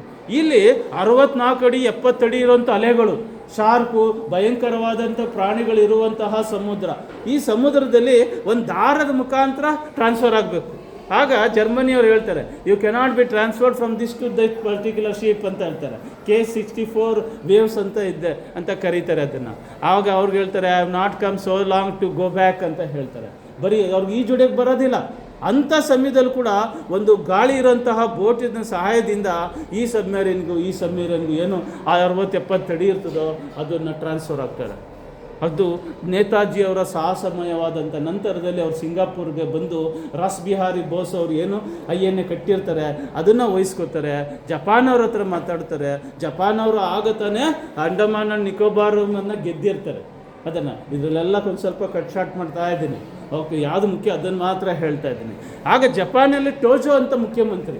ಆ ಟೋಜೋ ಹೇಳ್ತಾರೆ, ನಾನು ನಿಮ್ಗೇನಂತ ಸಹಾಯ ಮಾಡಬೇಕು, ನೀವೇನೊಂದು ಸಂಸ್ಥೆನ ದೇಶನ ಅಂತ ಹೇಳಿದಾಗ ಆಗ ಜಪಾನ್ ಅವರ ಆಗ ಸಿಂಗಾಪುರು ಆಗ ಭಾರತನ ಭಾಗ ಆಗಿರ್ತದೆ, ಅದು ಜಪಾನ್ ಅವ್ರ ಕೈಯಲ್ಲಿರ್ತದೆ. ಆಗ ಅವ್ರೇನು ಮಾಡ್ತಾರೆ, ಭಾರತದ ಒಂದು ಹಂಗಾಮಿ ಸರ್ಕಾರ, ಪ್ರೊವಿಷನಲ್ ಗೌರ್ನಮೆಂಟ್ ಆಫ್ ಇಂಡಿಯಾನ ಅದಕ್ಕೆ ಆದಂತಹ ಕಾನ್ಸ್ಟಿಟ್ಯೂಷನ್ ಬರೆದು ಸುಭಾಷ್ ಚಂದ್ರ ಬೋಸ್ ಬರೆದಿರೋಂಥದ್ದು, ಅದಕ್ಕೆ ಆದಂತಹ ಮಂತ್ರಿಗಳು, ಎಲ್ಲ ರೀತಿ ವಾರ್ ಮಿನಿಸ್ಟ್ರುಗಳು, ಎಕ್ಸ್ಟರ್ನಲ್ ಅಫೇರ್ ಮಿನಿಸ್ಟ್ರುಗಳು, ಎಜುಕೇಷನ್ ಮಿನಿಸ್ಟ್ರು, ಫೈನಾನ್ಸ್ ಮಿನಿಸ್ಟ್ರು, ಈ ಥರದ್ದೆಲ್ಲ ಮಾಡಿ ಅದಕ್ಕೋಸ್ಕರ ಒಂದು ಆಜಾದ್ ಹಿಂದ್ ಬ್ಯಾಂಕ್ ಅಂತ ಶುರು ಮಾಡಿ, ಆಜಾದ್ ಹಿಂದ್ ರೇಡಿಯೋ ಆಲ್ರೆಡಿ ಜರ್ಮನಿಲೇ ಶುರು ಮಾಡಿರ್ತಾರೆ, ಅದ್ರ ಮುಖಾಂತರ ಏನೋ ಜನಗಳಿಗೆ ಮೆಸೇಜ್ಗಳನ್ನ ಕೊಡ್ತಾ ಇರ್ತಾರೆ. ಇದನ್ನು ಶುರು ಮಾಡಿ ಅಕ್ಟೋಬರ್ 21, 1943 ಆಜಾದ್ ಹಿಂದ್ ಗೌರ್ನಮೆಂಟ್ ಅಂತ ಶುರು ಮಾಡ್ತಾರೆ. ಈ ಆಜಾದ್ ಹಿಂದ್ ಗೌರ್ನಮೆಂಟನ್ನು ಮೊದಲನೇ ಪ್ರಧಾನಿ ಯಾರಾಗ್ತಾರೆ? ನೇತಾಜಿ ಸುಭಾಷ್ ಚಂದ್ರ ಬೋಸ್. ಆಗಿ ಮೊದಲನೇ ಘೋಷಣೆ ಏನಪ್ಪ ಅಂದರೆ, ಬ್ರಿಟಿಷರ ವಿರುದ್ಧ ಭಾರತಕ್ಕೆ ಸ್ವತಃ ಹೋರಾಟ ಮಾಡಿ ವಾರ್ನ declaring war against the British to free India ಅಂತ ಹೇಳಿ ಡಿಕ್ಲೇರ್ ಮಾಡ್ತಾರೆ. ಆಗ ಒಂದು ಸ್ಲೋಗನ್ ಹೊಡಿಸ್ತಾರೆ, ಡೆಲ್ಲಿ ಚಲೋ ಅಂತ. ಆ ಭಾಷಣದಲ್ಲಿ ಹೇಳೋಂಥದ್ದೇ, ನೀವು ರಕ್ತ ಕೊಡಿ ನಾನು ನಿಮಗೆ ಸ್ವತಂತ್ರ ಕೊಡ್ತೀನಿ ಅಂತ ಹೇಳಿ ಸಿಂಗಾಪುರು, ಬರ್ಮಾ, ಕೊಹಿಮಾ, ಇಂಪಾಲ್, ಮಣಿಪುರ ಇದೆಯಲ್ಲ ಅಲ್ಲಿವರೆಗೂ ಗೆಲ್ತಾರೆ. ಇಷ್ಟು ಜಾಗನೂ ಕೂಡ ಫ್ರೀ ಆಗುತ್ತೆ. ಅಂಡಮಾನ್ ನಿಕೋಬಾರ್ 29 ಡಿಸೆಂಬರ್ 1943 ಜಪಾನ್ ಅವರು ಇವ್ರಿಗೆ ವಹಿಸ್ಕೊಡ್ತಾರೆ, ಸುಭಾಷ್ ಚಂದ್ರ ಬೋಸ್ ವಹಿಸ್ಕೊಡ್ತಾರೆ. ಅದನ್ನು ವಹಿಸ್ಕೊಟ್ಟಾಗ ಅವ್ರು ನಿಮ್ದು ಏನು ಪ್ಲ್ಯಾನ್ ಹೇಳಿ ಅಂತ ಕೇಳಿದಾಗ, ನೀವು ಹೆಂಗೆ ಮಾಡ್ತೀರಿ, ನೀವು ಕೇವಲ 1,00,000 ಜನಗಳು ಇದು ಮಾಡ್ಬೋದಾ ಅಂತ ಕೇಳಿದಾಗ, ನಾವು we have to raise only army of 3 lakh to 4 lakh 3 lakh to 4 lakh ನಾವು ಮಾತ್ರ ತಯಾರು ಮಾಡಬೇಕು. ಅದು ಈ ದೇಶನ ಇದು 3 ಲಕ್ಷ ಜನಗಳು ಸೈನಿಕರು ನಿಮಗೆ ಸ್ವತಂತ್ರ ಕೊಡಿಸ್ತಾರ ಅಂತ ಐರ್ಲ್ಯಾಂಡಲ್ಲಿ ನೋಡಿ, ದೇ ರೈಸ್ ಅಲ್ಲಿ ಇದ್ದಂಥದ್ದು 30,000 ಅಥವಾ 3 ಲಕ್ಷ ಜನಗಳು. ಅವ್ರು ಏನು ಮಾಡಿದ್ರು, ಬರೀ 30,000 ಜನಗಳ ಸೈನ್ಯನ ಮಾಡಿದ್ದಷ್ಟೇ. ಅವರು ಅದು ಸಾಧ್ಯ ಅಂತಂದರೆ, ನಾವು 30 ಕೋಟಿ ಜನಗಳಿರೋದಕ್ಕೆ ನಾವು 3 ಲಕ್ಷ ಸೈನಿಕರನ್ನ ತಯಾರು ಮಾಡಿದ್ರೆ ಸಾಕು. ಅದು ಹೆಂಗೆ ಮಾಡುತ್ತೆ ಅಂದರೆ, it act like A catalyst, ಅಂದರೆ ಉತ್ತೇಜನ ನೀಡುವಂಥ ವ್ಯಕ್ತಿಗಳು. ಯಾವಾಗ ಈ ಸೈನಿಕರು ಭಾರತದ ಮೇಲೆ ಬ್ರಿಟಿಷ್ ವಿರುದ್ಧ ಹೋರಾಟ ಮಾಡ್ತಾರೆ, ಯುದ್ಧ ಮಾಡ್ತಾರೆ, ಆಗ ಜನದಲ್ಲಿ ಆತ್ಮಜಾಗೃತಿ ಆಗುತ್ತೆ, ಜನಗಳು ಇಲ್ಲಿ ಹೋರಾಟ ಶುರು ಮಾಡ್ತಾರೆ, ಆಗ ಸ್ವತಂತ್ರ ಸಿಗುತ್ತೆ. ಯಾಗ ಈ ಜನಗಳು, ನಮ್ಮ ಸೈನಿಕರು, INA ಸೈನಿಕರು ಹೋರಾಟ ಮಾಡೋಕ್ಕೆ ಶುರು ಮಾಡ್ತಾರೆ, ಬ್ರಿಟಿಷರ ಕೆಳಗಡೆ ಭಾರತೀಯರು ಇದ್ದಾರಲ್ಲ ಅವರಲ್ಲಿ ಆತ್ಮಜಾಗೃತಿ ಆಗುತ್ತೆ, ಅವರು ಬ್ರಿಟಿಷರನ್ನು ಬಿಟ್ಟು ನಮ್ಮ ಜೊತೆ ಸೇರಿಕೊಂಡು ಈ ದೇಶಕ್ಕೆ ಸ್ವತಂತ್ರ ಗಳಿಸ್ಕೊಡ್ತಾರೆ ಅಂತ ಹೇಳ್ತಾರೆ. ಈ ಥರ ಪ್ಲ್ಯಾನ್ ಹೇಳ್ತಾರೆ. ಹಾಗಾಗಿ ಈ ಪ್ಲ್ಯಾನೆಲ್ಲ ಎಷ್ಟು ಸಫಿಸ್ಟಿಕೇಟೆಡ್ ಆಗಿರ್ತವೆ ಅಂದರೆ, ಕೆಲವು ಟೈಮ್ ಅಷ್ಟೊತ್ತಿಗೆ ಸ್ಪೈಗಳನ್ನೆಲ್ಲ ಮಾಡಿ ಭಾರತದಾದ್ಯಂತ ಬಿಟ್ಟು ಎಲ್ಲ ಥರ ನ್ಯೂಸು ಕೂಡ ತಗೊಬರ್ತಾ ಇರ್ತಾರೆ. ಏನು ಜಪಾನ್ ಅವ್ರಿಗೆ ನಮ್ಮ ಕೈಲೂ ತರೋಕ್ಕಾಗದಿರೋಷ್ಟು ನ್ಯೂಸ್ ಇವ್ರ ಹತ್ರ ಇದೆಯಲ್ಲ ಅಂತ ಹೇಳಿ ಬಹಳ ಖುಷಿ ಆಗುತ್ತೆ. ಯಾವುದೇ ಒಂದು ಜಾಗನ ಆಕ್ರಮಿಸ್ಕೊಂಡಾದಾಗ ಅಲ್ಲಿ education minister, women welfare minister, ಮತ್ತು ಆಡಳಿತ ಫೈನಾನ್ಸ್ ಮಿನಿಸ್ಟ್ರು ಈ ಥರ ಅಪಾಯಿಂಟ್ ಮಾಡ್ತಾ ಇರ್ತಾರೆ. ನೆಕ್ಸ್ಟು ಬಂದಾಗ ಆ ಬ್ರಿಟಿಷ್ ಅಕಸ್ಮಾತ್ ವಾಪಸ್ ಆಕ್ರಮಿಸ್ಕೊಂಡ್ರೆ ಅವ್ರಿಗೆ ಉಳಿಗಾಲ ಇಲ್ಲ ಅಂತಾರೆ. ಆಗ ಇಲ್ಲಿ ಕಾಂಗ್ರೆಸ್ ಪಾಳ್ಯದಲ್ಲಿ ಹೇಳ್ತಾರೆ, ನೋಡಿ ಈ ಸುಭಾಷು ಜರ್ಮನಿಯ ನಾಯಿ, ಬ್ರಿಟಿಷರ ವಿರುದ್ಧ ಮಾಡ್ತಾ ಇದ್ದಾನೆ, ಜಪಾನಿನ ಟೋಜೋಯಿನ ನಾಯಿ ಅಂತ ಕಮ್ಯುನಿಸ್ಟ್ ಅವರು ತೋರಿಸೋದಕ್ಕೆ ಶುರು ಮಾಡ್ತಾರೆ. ಆಗ ರೇಡಿಯೋಲಿ ಮಾತಾಡಬೇಕಾಗುತ್ತೆ, ನಾನು ಯಾವುದಕ್ಕಾರ ನಿಷ್ಠೆ ಇದ್ದರೆ ಜಪಾನು ಅಥವಾ ಜರ್ಮನಿಗೆಲ್ಲ ನನ್ನ ಭಾರತ ಮಾತೆಗೆ ಮಾತ್ರನೇ ನಿಷ್ಠೆ ಇರೋದು, ನನ್ನ ಉದ್ದೇಶ ಕೂಡ ಸ್ವತಂತ್ರ ಗಳಿಸ್ಕೊಡೋದು ಅಂತ. ಯಾಕೆ ನಾವು ಪ್ರಧಾನಿ ಆಗಲಿಲ್ಲ, ಯಾಕೆ ಸ್ವತಂತ್ರ ಬಂದಮೇಲೆ ಅವ್ರು ವಾಪಸ್ ಬರಲಿಲ್ಲ ಅಂತ ಹೇಳ್ತಾ ಇರ್ತಾರಲ್ಲ, ಪ್ರತಿಯೊಬ್ಬರು ಕೇಳ್ತಾರಲ್ಲ, ಅದಕ್ಕೆ ಈ ಭಾಷಣದಲ್ಲಿ ಉತ್ತರ ಇದೆ. ಏನಪ್ಪ ಅಂದರೆ, ನನ್ನ ಉದ್ದೇಶ ನೋಡಿ, ಕೆಲವ್ರು ಅಂದ್ಬಿಡ್ತಾರೆ ಅವನಿಗೆ ಪ್ರೈಮ್ ಮಿನಿಸ್ಟರ್ ಆಗಿ ಡಿಕ್ಟೇಟರ್ ಆಗಬೇಕು ಅನ್ನೋ ದುರಾಸೆ ಇದೆ, ಹಿಟ್ಲರ್ ಥರ ಅಂತ ಹೇಳ್ತಾರೆ. ಆಗ ಸುಭಾಷ್ ಅವರು ಉತ್ತರ ಕೊಡ್ತಾರೆ, ನನಗೆ ಪ್ರೈಮ್ ಮಿನಿಸ್ಟರ್ ಆಗೋದು, ಡಿಕ್ಟೇಟರ್ ಆಗೋದು ಇದು ನನ್ನ ಉದ್ದೇಶ ಅಲ್ಲ, ಭಾರತನ ಸ್ವತಂತ್ರಗೊಳ್ಳೋದೇ ನನ್ನ ಉದ್ದೇಶ. ನಾನು ಈಗಲೂ ಮಾತು ಕೊಡ್ತಾ ಇದ್ದೀನಿ ನಿಮಗೆ, ಸ್ವತಂತ್ರ ಆಗೋವರೆಗೆ ಮಾತ್ರ ನಮ್ಮ INA ಹೋರಾಟ, ಈ ಸರ್ಕಾರದ ಹೋರಾಟ. ಅದಾದ ತಕ್ಷಣವೇ ನಾವು ಇದನ್ನು ಡಿಸಾಲ್ವ್ ಮಾಡ್ತೀವಿ, ನಾವು ಡೆಮಾಕ್ರೆಟಿಕ್ ಆಗಿ ಜನ ಯಾರನ್ನ ಬಯಸ್ತಾರೋ ಅವ್ರನ್ನ ಅವರು ಪ್ರಧಾನಿ ಮಾಡ್ಕೊಳ್ಳಿ, ನನಗೆ ಪ್ರಧಾನಿ ಪೋಸ್ಟ್ ಮೇಲೆ ಯಾವುದೇ ದುರಾಸೆ ಆಗಲಿ ಆಸೆ ಆಗಲಿ ಇಲ್ಲ ಅಂತ ಹೇಳ್ತಾರೆ. ಕೆಲವೊಮ್ಮೆ ದೊಡ್ಡವರಲ್ಲಿ ಸ್ವಾರ್ಥ ಬರದೇ ಹೋದರೆ ಆಗಲೂ ಕೂಡ ಕಷ್ಟ ಅಂತ ಇದರಲ್ಲಿ ಗೊತ್ತಾಗುತ್ತೆ. ಅವಾಗ ಕೇಳ್ತಾರೆ, ಈ ನೆಹರು ಅಂತವ್ರು ಹೇಳ್ತಾರೆ, ನೆಹರು ನಾನು ಖಡ್ಗಡ್ಡಕ್ಕೆ ಸುಭಾಷ್ ಅವ್ರು ಏನಾದ್ರು ನಮ್ಮ ದೇಶದ ಮೇಲೆ ದಾಳಿ ಮಾಡಿದ್ರೆ ನಾನು ಅವ್ರನ್ನ ಹೋಗಿ ಕತ್ತಿ ಇಟ್ಕೊಂಡು ಸಾಯಿಸ್ತೀನಿ ಅಂತ. ಯಾರೋ INA ವಿರುದ್ಧವಾಗಿ, ಸುಭಾಷ್ ಚಂದ್ರ ಬೋಸ್ನ ವಿರುದ್ಧವಾಗಿ ಹೇಳ್ತಾರೆ. ಆಗ ಹೇಳ್ತಾರೆ, ಕೆಲವರು ಇವರೆಂಥವರೆಲ್ಲ ಬದುಕಿದ್ರೆ ನಾಳೆ ಸ್ವತಂತ್ರವಾದ ದೇಶದಲ್ಲಿ ಇವ್ರು ದೊಡ್ಡ ದರೋಡೆಕೋರು ಆಗದೆ ಇದೆ ಆಶ್ಚರ್ಯ ಇಲ್ಲ ಅಂತ ಅವರ ಅಣ್ಣ ಹೇಳ್ತಾರೆ. ಅಷ್ಟು ಅವರ ಸ್ವಾರ್ಥ ಇದ್ದಂಥದ್ದನ್ನು ನಾವು ಕಾಣ್ಬೋದಾಗಿತ್ತು. ಇಲ್ಲಿ ಹೆಂಗೆ INA ಸೋಲ್ಜರ್ಸ್ 3 ಲಕ್ಷ, ಇವ್ರು ಇಮ್ಯಾಜಿನ್ ಮಾಡಿದ್ದು 4 ಲಕ್ಷ ಆಗ್ಬಿಡ್ತದೆ. 1946ವರೆಗೆ ಒಂದು ವರ್ಷದಲ್ಲಿ ಕೊಹಿಮಾ ಇಂಪಾಲ್ವರೆಗೂ ಗೆದ್ದುಬಿಡ್ತಾರೆ. ಆದರೆ ಅಲ್ಲೊಂದು ಮತ್ತೊಂದು ದುರಂತ ನಡೆಯುತ್ತೆ. ಇನ್ನೇನು ಜೂನ್ ಜುಲೈ ಶುರುವಾಗಿರುತ್ತೆ, ದೊಡ್ಡ ಮಳೆ. ಜೊತೆಗೆ ಅವರು ಯಾವ ದಾರಿಯಲ್ಲಿ ಹೋಗ್ತಾ ಇರ್ತಾರೆ ಅಂತ ಒಂದು ರೆಡ್ ಡೈರಿ ಅಂತ ಇರ್ತದೆ. ಆ ರೆಡ್ ಡೈರಿನ ಒಬ್ಬ ಮಿತ್ರದ್ರೋಹಿ ಸುಭಾಷ್ ಚಂದ್ರ ಬೋಸ್ ಕಡೆಯವರು ಅವರು ಕೊಟ್ಬಿಡ್ತಾರೆ ಅಂತ ನಂತರದಲ್ಲಿ 45-46 ಅದು ಗೊತ್ತಾಗ್ತದೆ. ಅದರಲ್ಲಿ ಇವ್ರದ್ದು ಯಾವ ದಾರಿಯಿಂದ ಆಹಾರ ಸಪ್ಲೈ ಆಗುತ್ತೆ, ಯಾವ ದಾರಿಯಿಂದ ವೆಪನ್ಸ್ಗಳು ಸಪ್ಲೈ ಆಗ್ತವೆ, ಇದೆಲ್ಲ ಡೀಟೇಲ್ಸ್ ಇರ್ತವೆ. ಆಗ ಒಂದು ಮಾತನ್ನು ಕೇಳ್ತಾರೆ ನೆಹರು ಕಾಂಗ್ರೆಸ್ ಬಳಿಗೆ, ಏನಪ್ಪ ಅಂದರೆ, ನೀವು ಯಾವತ್ತಾದ್ರು ಫ್ಲೈಯಿಂಗ್ ಬಾಂಬರ್ಸಿಂದ ಬುಲೆಟ್ ನಿನ್ನ ರೈಟ್ ಆ್ಯಂಡ್ ಲೆಫ್ಟ್ಗೆ ಹೋಗೋಂಥದ್ದು ನೋಡಿದ್ದೀರಾ? ಅಂದರೆ ಲೋ ಬಾಂಬಿಂಗ್ ಅಂದ್ಬಿಟ್ಟು ಅದರಲ್ಲಿ ಹೆಲಿಕಾಪ್ಟ್ರು ಪ್ಲೇನ್ ಇಂಥದ್ರಲ್ಲಿ ಬಂದು ಗುಂಡಿನ ಸುರಿಮಳೆ ಆ ಥರ ಹೇಳ್ತಾರೆ. ಇವರು ವಾರ್ ಫೀಲ್ಡಲ್ಲಿ ಹೋಗಿದ್ದ ಏಕೈಕ ಲೀಡರ್ ಅಂದರೆ ಇಡೀ ಪ್ರಪಂಚದಲ್ಲಿ ಹಿಟ್ಲರ್ ಕೂಡ ಅಲ್ಲ, ಅದು ನೇತಾಜಿ ಸುಭಾಷ್ ಚಂದ್ರ ಬೋಸ್ ಅವ್ರು ಮಾತ್ರನೇ. ಇವತ್ತು ಇತಿಹಾಸದಲ್ಲಿ ಅವ್ರ ಹೆಸರು ಮಾತ್ರನೇ ಯುದ್ಧ ರಣರಂಗದಲ್ಲಿ ಯುದ್ಧ ಭೂಮಿಯಲ್ಲಿ ಹೋಗಿ ನಿಂತಹ ಲೀಡರ್ ಅಂತ ಇರೋದು. ಈಗಲೂ ಕೂಡ ಅವರಿಬ್ಬರು ಹೆಸರು ಮಾತ್ರನೇ. ಅವ್ರು ಕೇಳ್ತಾರೆ, ಯಾವತ್ತಾದರೂ ನಿನ್ನ ಬುಲೆಟ್ಗಳು ನಿನ್ನ ಬಲ್ದ ಕಡೆ ಹೋಗೋದು ನೋಡಿದ್ದೀರಾ? ಯಾವತ್ತಾದ್ರೂ ನಿನ್ನ ಪಕ್ಕದಲ್ಲಿ ಬಾಂಬ್ ಸಿಡಿಸೋದು ನೋಡಿದ್ದೀರಾ? ಅದನ್ನು ನೀವು ಯಾರೂ ನೋಡಿಲ್ಲ, ನಾನು ನೋಡಿದ್ದೀನಿ. ಹಾಗಾಗಿ ಭಾರತ ಡಿವೈಡ್ ಆಗಬಾರ್ದು, ಭಾರತನ ಯಾರು ತುಂಡರಿಸಬಾರ್ದು, ಇಂಡಿಯಾ ಪಾಕಿಸ್ತಾನ ಅಂತಾಗಲಿ ಇನ್ನೊಂದು ಹೆಸರಲ್ಲಾಗಲಿ. ಹಾಗಾಗಿ ನನಗೆ ಹೇಳೋ ಅಧಿಕಾರ ಪ್ರತಿಯೊಂದು ಇದೆ ಅಂತ ಅವ್ರು ಹೇಳ್ತಾರೆ. ಅವರು ಕಾಂಪ್ರಮೈಸ್ ಆದ್ದರಿಂದ ಬ್ರಿಟಿಷ್ ಜೊತೆ ಈ ದೇಶನ ಡಿವೈಡ್ ಮಾಡೋಕ್ಕೆ ಕಾಂಪ್ರಮೈಸ್ ಆಗಬೇಡಿ ನೀವು ಅಂತ ಅವರು ವಾರ್ನಿಂಗ್ ಕೊಡ್ತಾರೆ ಅದರಲ್ಲಿ.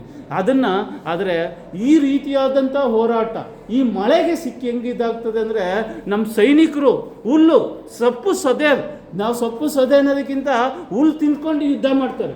7 ದಿನ 17 ದಿನ 20 ದಿನಗಳ ಕಾಲ ಹೊಟ್ಟೆ ಹಸಿ, ಅವ್ರಿಗೆ ಆಹಾರ ಸಪ್ಲೈ ಆಗೋದಿಲ್ಲ. ಕೊನೆಗೆ ಅಲ್ಲಿ ಪ್ರೇರಣೆ ಕೊಡ್ತಾರೆ. ಅದರಲ್ಲೂ ಕೂಡ ಬ್ರಿಟಿಷ್ ಕಡೆ ಯುದ್ಧ ಮಾಡ್ತಾ ಇರ್ತಾರಲ್ಲ, ಆ ಸೈನಿಕರ ಬಂದು ನೀವು ಯಾರು ಬ್ರಿಟಿಷ್ ಹತ್ರ ಯಾಕೆ ಗುಲಾಮಗಿರಿ ಮಾಡ್ತೀರಿ, ನನ್ನ ಹತ್ರ ಬಂದು ಸೇರ್ಕೊಳ್ಳಿ, ನಮ್ಮ ದೇಶಕ್ಕೆ ಸ್ವತಂತ್ರಗೊಳಿಸೋಣ. ನಿಮಗೆ ನಾವು ಸಾವು ಕೊಟ್ಟರು ನಿಮ್ಮ ಸಾವು ಈ ದೇಶಕ್ಕೆ ಅಮೂಲ್ಯವಾದ ಸಾವಾಗಿರ್ತದೆ. ಯಾಕೆ ನೀವು ಯಾವುದೋ ಬ್ರಿಟಿಷರ ಹತ್ರ ಸತ್ರಿ ಅನ್ನೋ ಇದಿರಲ್ಲ, ಆತ್ಮಾಭಿಮಾನ ಇರಲ್ಲ ಅಂತ ಹೇಳ್ತಾರೆ. ಎಷ್ಟೋ ಜನಗಳು ಬ್ರಿಟಿಷ್ ಹತ್ರ ಇದ್ದವರು ಮತ್ತೆ ಐಎನ್ಎ ಕಡೆ ಬಂದು ಸೇರ್ಕೊಬಿಡ್ತಾರೆ. ಆದರೆ ಪ್ರಕೃತಿಯ ವಿಕೋಪ ಮಿತ್ರದ್ರೋಹದಿಂದಾಗಿ ಮತ್ತೆ ಅವರು ಹಿಂದೆ ಸರಿಬೇಕಾಗ್ತದೆ. ಅಂಥ ಸಮಯದಲ್ಲೇ ಜಪಾನ್ ಮೇಲೆ ಅಣು ಬಾಂಬ್ ಹಾಕ್ತಾರೆ, ಅವರು ಸರೆಂಡರ್ ಆಗಿಬಿಡ್ತಾರೆ. ಅಣು ಬಾಂಬ್ ಹಾಕಿದ ಮೇಲೂ ಯುದ್ಧ ನಡೆಸಿ ಹಾಗೂ ಒಂದಷ್ಟು ಜಾಗಗಳನ್ನ ಗೆದ್ದಂಥದ್ದು ಕೇವಲ ಭಾರತ, ಕೇವಲ ಆಜಾದ್ ಗೌರ್ನಮೆಂಟು, ಕೇವಲ ಸುಭಾಷ್ ಚಂದ್ರ ಬೋಸ್ ಅವರ ಆರ್ಮಿ ಮಾತ್ರನೇ. ಸುಭಾಷ್ ಚಂದ್ರ ಬೋಸ್ಗೆ ಯಾವತ್ತೂ ಯಾರ ಮೇಲೂ ದ್ವೇಷ ಇರಲಿಲ್ಲ ಅಂತ ಹೇಳೋದಕ್ಕೆ ಅವ್ರ ಬ್ರಿಗೇಡ್ಗೆ ಒಂದು ಸುಭಾಷ್ ಬ್ರಿಗೇಡ್ ಅಂತ, ಇನ್ನೊಂದು ನೆಹರು ಬ್ರಿಗೇಡ್ ಅಂತ ಹೆಸರಿಟ್ಟಿರ್ತಾರೆ, ಇನ್ನೊಂದು ಗಾಂಧಿ ಬ್ರಿಗೇಡ್ ಅಂತ ಹೆಸರಿಟ್ಟಿರ್ತಾರೆ. ಈ ದೇಶದ ಸ್ವತಂತ್ರದಲ್ಲಿ ಹೆಣ್ಮಕ್ಳು ಕೆಲಸ ಮಾಡದೆ ಹೋದರೆ, ಹೋರಾಟ ಮಾಡದೆ ಹೋದರೆ ಅದು ವ್ಯರ್ಥನೆ. 50% ಅವರೇ ಇರಬೇಕಾದ್ರೆ ಅವ್ರು ಹೋರಾಟ ಮಾಡ್ದಲ್ಲ ಅಂತ ಹೇಳಿ ಅವ್ರಿಗೆ ವುಮೆನ್ ರೆಜಿಮೆಂಟ್ ಅಂತ ಇಟ್ಟಿರ್ತಾರೆ. ಅದನ್ನು ನಿಮ್ಗೆ ಗೊತ್ತಿದೆ. ಕ್ಯಾಪ್ಟನ್ ಲಕ್ಷ್ಮೀ ಅದರ ನಾಯಕಿಯಾಗಿರ್ತಾರೆ. ಆ ಯುದ್ಧ ರಂಗಕ್ಕೆ ಹೋದವ್ರನ್ನ ಪ್ರತಿಯೊಬ್ಬರನ್ನು ವಾಪಸ್ ಕರ್ಕೊಬರೋವರೆಗೂ ಅವ್ರು ಯುದ್ಧ ಭೂಮಿನ ಬಿಟ್ಟು ಹೋಗಲ್ಲ, ವಾಪಸ್ ಕರಿಬೇಕಾದ್ರೆ. ಈಗ ಬ್ರಿಟಿಷರು ಆಕ್ರಮಣ ಮಾಡಿದರೆ ನಾವು ಸೋಲ್ತಾ ಇದ್ದೀವಿ ಅಂತ ಗೊತ್ತಾದಾಗ ಅವ್ರ ಹತ್ರ 4 ಲಕ್ಷ ಜನಗಳು. ಮತ್ತು ಹೆಂಗಪ್ಪ ಅಂದರೆ ಒಂದು ದಿನಕ್ಕೆ 30 ಲಕ್ಷ, ಅದನ್ನು ಡಾಲರ್ಸಲ್ಲಿ, ಯಾವುದೋ ಸಿಂಗಾಪುರ್ ಡಾಲರ್ ಇದರಲ್ಲಿ 30 ಲಕ್ಷ ರೂಪಾಯಿಗಳು ಬೇಕಾಗ್ತದೆ. ಎಲ್ಲನೂ ಕೂಡ ಜರ್ಮನಿ ಮತ್ತು ಜಪಾನ್ ಅವ್ರ ಹತ್ರ ಕೇಳಕ್ಕೆ, ಜರ್ಮನಿಯವರು ಸಿಕ್ಕಾಬಟ್ಟೆ ಕೊಟ್ಟಿರ್ತಾರೆ. ಅವ್ರು ಕೊಡ್ಬೇಕಾದ್ರೆ ಹೆಂಗೆ ತೊಗೊಂಡಿರ್ತಾರೆ ಅಂದರೆ, ನಾನು ಸಾಲ ಅಂತ ತಗೋತಾ ಇದ್ದೀನಿ, ನಾನು ಭಿಕ್ಷೆ ಅಂತ ಅಲ್ಲ ಅಂತ ಹೇಳ್ತಾರೆ. ಈ ಆಜಾದಿನ ಗೌರ್ಮೆಂಟ್ ಇರ್ಬೇಕಾದ್ರೆ ವಿಶೇಷವಾದಂಥ ಅವ್ರದ್ದು ಯಾಕೆ ಗೌರ್ಮೆಂಟು, ಯಾಕೆ ಅವ್ರನ್ನ ಫಸ್ಟ್ ಪ್ರೈಮ್ ಮಿನಿಸ್ಟರ್ ಅಂತ ಕರಿಬೇಕಂದ್ರೆ ಈ ಕಾರಣಕ್ಕೆ. ಜರ್ಮನಿ ಎಷ್ಟು ದುಡ್ಡು ಕೊಟ್ಟಿರ್ತದೋ, ಜಪಾನ್ ಎಷ್ಟು ದುಡ್ಡು ಕೊಟ್ಟಿರ್ತೋ, ಜನದಿಂದ ಸಂಗ್ರಹ ಮಾಡಿ ಅಷ್ಟೆಲ್ಲನೂ ಬಿಫೋರ್ 1944 ಅವ್ರ ಸಾಲನ ತೀರಿಸ್ತಾರೆ. ಒಂದು ಸಲ ದುಡ್ಡಿಗೋಸ್ಕರ ಏನು ಬೇಕೋ ನೇತಾಜಿ ಮಾತಾಡೋಕೆ ಶುರು ಮಾಡಿದ್ರೆ ದುಡ್ಡಿನ ಸುರಿಮಳೆ. ಒಬ್ಬ ಹೆಂಗಸ್ ಬಂದು ಅವ್ರ ಮೈ ಮೇಲಿದ್ದು ಎಲ್ಲ ಒಡವೆನೂ ಕೊಟ್ಬಿಡ್ತಾರೆ. ಒಬ್ಬ ಬಂದು ಅವನ 14 ಹೆಕ್ಟೇರ್ ಜಾಗ ಇಷ್ಟಿದೆ, ಎಲ್ಲನೂ ನೀನೇ ತಗೋ ಅಂತಂತೆ. ಇನ್ನೊಂದು ವಯಸ್ಸಾದ ಹೆಂಗಸು ಅವ್ನ ಮಗನ ಕರ್ಕೊಬರ್ತದೆ, ಅವ್ನ ಒಡವೆ ಕೊಡೋಕೆ ಹೋಗ್ತದೆ, ನೀನು ಒಡವೆ ಬೇಡ ಅಂತ ಕೇಳ್ತಾರೆ. ಆದರೆ ಮತ್ತೇನು ಬೇಕು ಅಂತಂತೆ, ನಿನ್ನ ಮಗ ಯುವಕ ಇದನ್ನೆಲ್ಲ ಇವನ್ನ ಸೈನಿಕ ಸೇರಿಸು ಅಂತ ಕೇಳ್ತಾರೆ. ನನಗೋಸ್ಕರ ನೋಡ್ಕೊಳ್ಳೋಕೆ ಇವನೊಬ್ಬನೇ ಇರೋದು ಅಂತ ಕೇಳಿದಾಗ, ಯಾಕೆ ನಾನು ಮಗ ಅಲ್ವಾ ಅಂತ ಕೇಳ್ತಾರೆ. ನೀನು ಮಗ ಆಗೋದಾದರೆ ನನಗೆ ಎಷ್ಟು ಮಕ್ಕಳು ಬೇಕಾದ್ರೂ ತ್ಯಾಗ ಮಾಡೋಕ್ಕೆ ರೆಡಿ ಇದ್ದೀನಿ ಅಂತ ಹೇಳಿ ಅವ್ನ ಮಗನೂ ಕೊಡೋಕ್ಕೆ ಶುರು ಮಾಡ್ತಾರೆ. ಈ ರೀತಿ ನೇತಾಜಿ ಹೇಳ್ತಾರೆ, ನನಗೆ ನಿಮಗೆ ಏನು ಕೊಡೋಕ್ಕಾಗಲ್ಲ, ನಾಳೆ ದಿನ ಆದರೆ ನಾನು ಒಂದು ಆತ್ಮವಿಶ್ವಾಸ ಕೊಡ್ತೀನಿ, ಇವತ್ತು India will be free because of you. You are the soldiers who have freed India ಅಂತ ಹೇಳ್ತಾರೆ.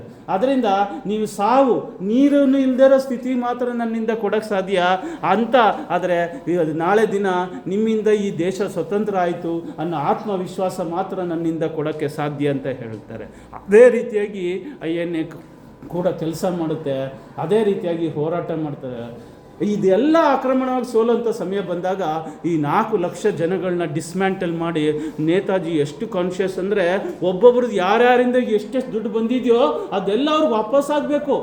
ಮತ್ತು ಈಗ ಯಾರು ಬಂದು ಸಾಮಾನ್ಯ ಅವ್ರು ಇದ್ದಂಥದ್ದು ಟ್ರೈನ್ ಸೋಲ್ಜರ್ಸ್ ಎಲ್ಲ ಸಾಮಾನ್ಯ ಜನ, ಆ ಸಾಮಾನ್ಯ ಜನ ಎಲ್ಲ ವಾಪಸ್ ಕಳಿಸ್ತಾರೆ.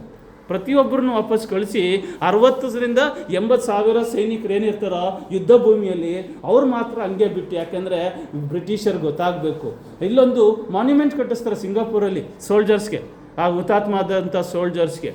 ಬಂದಾಗ ಅವ್ರು ಹೇಳ್ತಾರೆ ಬ್ರಿಟಿಷರು ಇದನ್ನು ಬ್ಲಾಸ್ಟ್ ಮಾಡ್ತಾರೆ. ಬ್ಲಾಸ್ಟ್ ಆದಾಗ ನಮ್ಮ ಜನಗಳಲ್ಲೂ ಕೂಡ ಅದೇ ರೀತಿ ಆಕ್ರೋಶ ಸಿಡಿಯುತ್ತೆ, ಆಗ ಭಾರತ ಎದ್ದೇಳುತ್ತೆ, ಮತ್ತೆ ಸ್ವತಂತ್ರ ಸಿಗುತ್ತೆ ಅಂತ ಹೇಳ್ತಾರೆ. ಅವ್ರು ಲಾಸ್ಟ್ ಅಂದರೆ ಎಕ್ಸ್ಪ್ರೆಸ್ ಆಗಬೇಕಾದ್ರೆ ಅಂದರೆ ಕಾಣೆ ಆಗ್ತಾರೆ ಅಂತಂತಲ್ವಾ, ಹಿಂದಲ್ ದಿನ ಆದಂಥ ಮಾತು ಏನಪ್ಪ ಅಂದರೆ ಅವ್ರ ಪ್ಲ್ಯಾನ್ ಹೇಳ್ತಾರೆ. ನನ್ನ ಪ್ಲ್ಯಾನ್ ಈಗ ಎಷ್ಟನಪ್ಪ ಅಂದರೆ ಈ ಸೈನ್ಯ ಕಟ್ಟೋದು, ಭಾರತದ ಮೇಲೆ ದಾಳಿ ಮಾಡೋದು, ಬ್ರಿಟಿಷರಲ್ಲಿ ಭಾರತೀಯರಿದಲ್ಲ ಅವರಲ್ಲಿ ಆತ್ಮಜಾಗೃತಿ ಮಾಡುವಂಥದ್ದು, ಭಾರತಕ್ಕೆ ಅವರಿದ್ರಲ್ಲಿ ಹೋರಾಟ ಮಾಡಿ ಸ್ವತಂತ್ರ ಕೊಡಿಸ್ತಾರೆ. ಅದು ಆಗಲಿಲ್ವಾ, ನಾವು ಈ INA ಸೋಲ್ಜರ್ಸ್ ಏನು ಮಾಡ್ತಾರೆ, ಭಾರತೀಯ ಪ್ರತಿಯೊಬ್ಬನಲ್ಲೂ ಆತ್ಮಜಾಗೃತಿ ಉಂಟು ಮಾಡಿ ಭಾರತದಲ್ಲಿ ಗಲಾಟೆ ಎಬ್ಬಿಸಿ ಅವರು ಬ್ರಿಟಿಷರ ವಿರುದ್ಧ ಹೋರಾಟ ಮಾಡೋದು. ಇದು ಆಗಲಿಲ್ವಾ, ನಮ್ಮ 3ನೇ ಪ್ಲ್ಯಾನ್ ಏನಪ್ಪ ಅಂದರೆ ಯಾರು ಭಾರತಕ್ಕೆ ಸಪೋರ್ಟ್ ಒಳ್ಳೇದಾಗಬೇಕು ಅಂತ ಸಪೋರ್ಟ್ ಮಾಡ್ತಾರೋ ಅದು ಭಾರತದ ಸ್ವತಂತ್ರ ಅಲ್ಲ, ಪ್ರತಿಯೊಬ್ಬ ದೇಶದ ಯಾವನು ಬೇರೆಯವ್ರ ಕೆಳಗಡೆ ಗುಲಾಮರಾಗಿರ್ತಾನೋ ಅವರೆಲ್ಲ ಸ್ವತಂತ್ರದ ಸಂಕೇತ ಭಾರತ. ಅವ್ರ ಸಹಾಯ ತಗೊಂಡು ನಾವು ಭಾರತನ ಬಿಡುಗಡೆಗೊಳಿಸೋಣ. ಅದು ಆಗಲಿಲ್ವಾ, ನಾವು I am ready to make 3rd World War for the freedom of the India ಅಂತ.